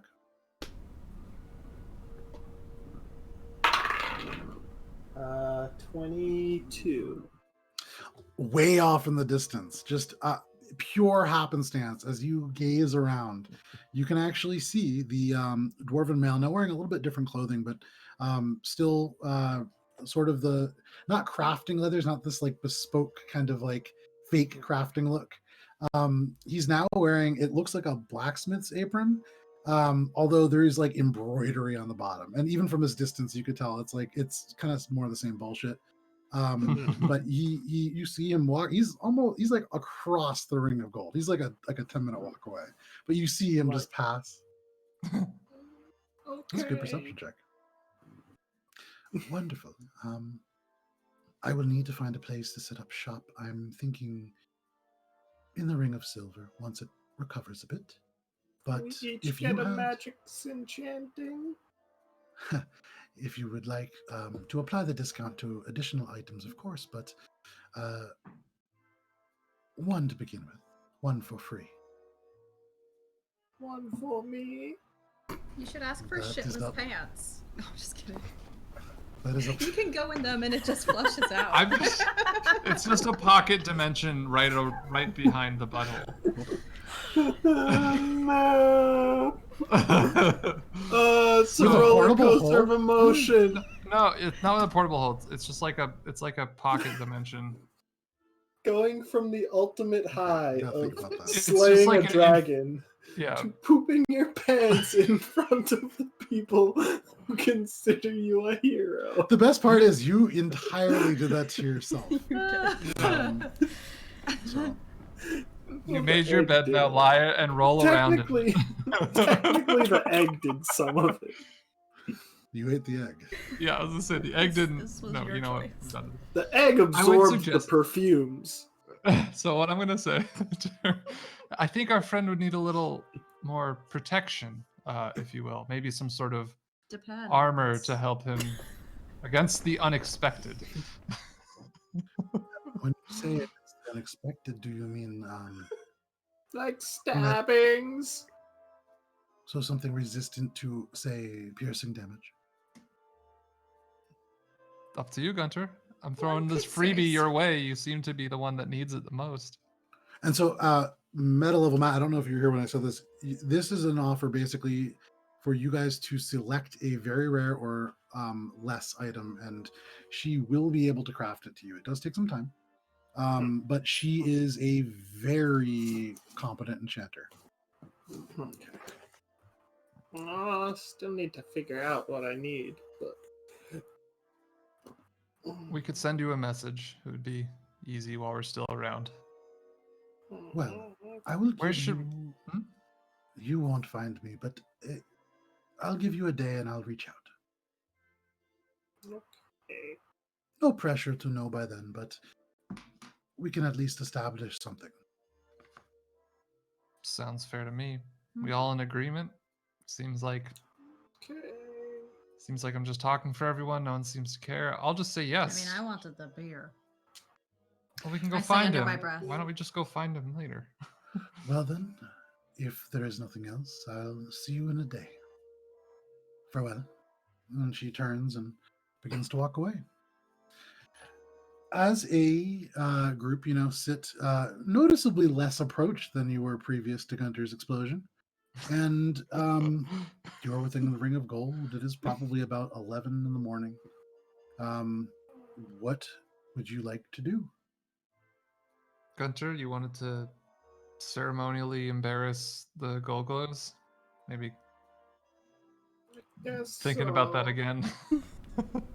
I mean, is there any bad side of this? What? You know, making them bow down to a cold rat I just think the idea, or not. celebrating. I think the idea more than anything else that a member of a rival clan would have helped save them would be at least a beginning of driving a wedge or cracking apart this seemingly very long feud. Should we and somehow send a message to the cold rots that this will be happening? And maybe they should attend? Suppose it wouldn't hurt, but that would take us getting all the way back down there. Although it's probably easier to traverse, well, relatively speaking. Should we set out for the Cold Rock clan?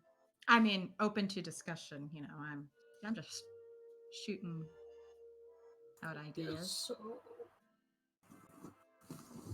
Let's do that then. If we could make it down there and back up unhindered. Okay. We should So- establish the ceremony first, though. That's all. Right. How long would it take, basically? So, like, when we traveled through the walls, basically, of the mountain to get up here, that was less than a day, right? No, it was across 2 days. Okay. But you would imagine, you also, you had to like sneak around, you had to Well, stop. that's it. You would imagine you could get to the Undercity? Mm-hmm. Right. Assuming you can kind of navigate your way back, nothing's been destroyed or damaged or anything crazy has happened. Maybe you could do it in a day. It's worth noting. Go ahead. No, that's okay. we just told someone that we would be back. in Well, a right, day that's to- the thing. It's also worth noting, you would remember there was mention of a teleportation circle that was Right. now made available to you. They said use once, though, which is like, At least once, yeah. For free, at least once. right. I think it would be wise to do the ceremony up here first, then go bring the body down and let them know that we let the gold glows know and see what they do with it there. If you're You just can trying to stir the actually- pot, that would be the easiest way to do it I without don't having think to we stay need to and get tend to them it. to interact right away. Just plant the seeds on both sides. Exactly. Okay. Ceremony up steps in here, at this return point. down. And he says, well, another thing to consider. This is a city that is rebuilding. Is this the time to do such a thing? Can it wait? Yes. No. It could spark a civil war. But if we let it rebuild, it will only be rebuilt upon a fractured foundation. Guntir, this has made me think, whatever happened to your people? You can see the bird eye now just regarding you. I'm turning around too. Like, yeah, wait a minute. Well, it's a long story, but I suppose I should tell you guys. And because it's midnight, that is where we're going to end for this evening. So guys, well done. You guys got a full session of not, well, I was going to say not getting shit on, but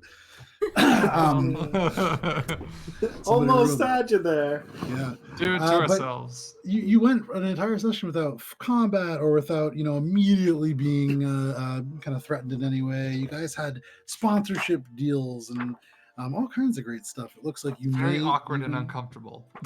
Yeah. It's yeah. new. And so it's interesting, but for the very first time, as a group, you are no longer just a band of murder hobos or adventurers or outlaws, but for the time being, you guys are actually heroes, and that is a very, very new thing. But this is where we're going to end for this evening. Thank you very much for everybody who joined in. It's super cool seeing so many people. Of course, Talon. We had, I know that there was somebody else who subscribed and I couldn't quite catch it, so I'm really sorry. But for you, thank you very much. It is appreciated. Talon, of course, thank you very much for being an awesome moderator. The person who subscribed was Alon the Slay, so thank you very much for that subscription. It helps us do a lot of cool things. Thank you for those of you who followed along and who have joined us in this adventure for almost 2 years. It's been a crazy ride, and it looks like it's going to continue to be fairly crazy. We're going to be back next Friday, I believe, at 8:30 p.m. Eastern Standard Time for session 53. I don't know what I'm going to call it yet. Lots of stuff going on, but we'll see you then. Until then, stay safe. It is kind of crazy out there. And we'll see you next week. Bye. Bye.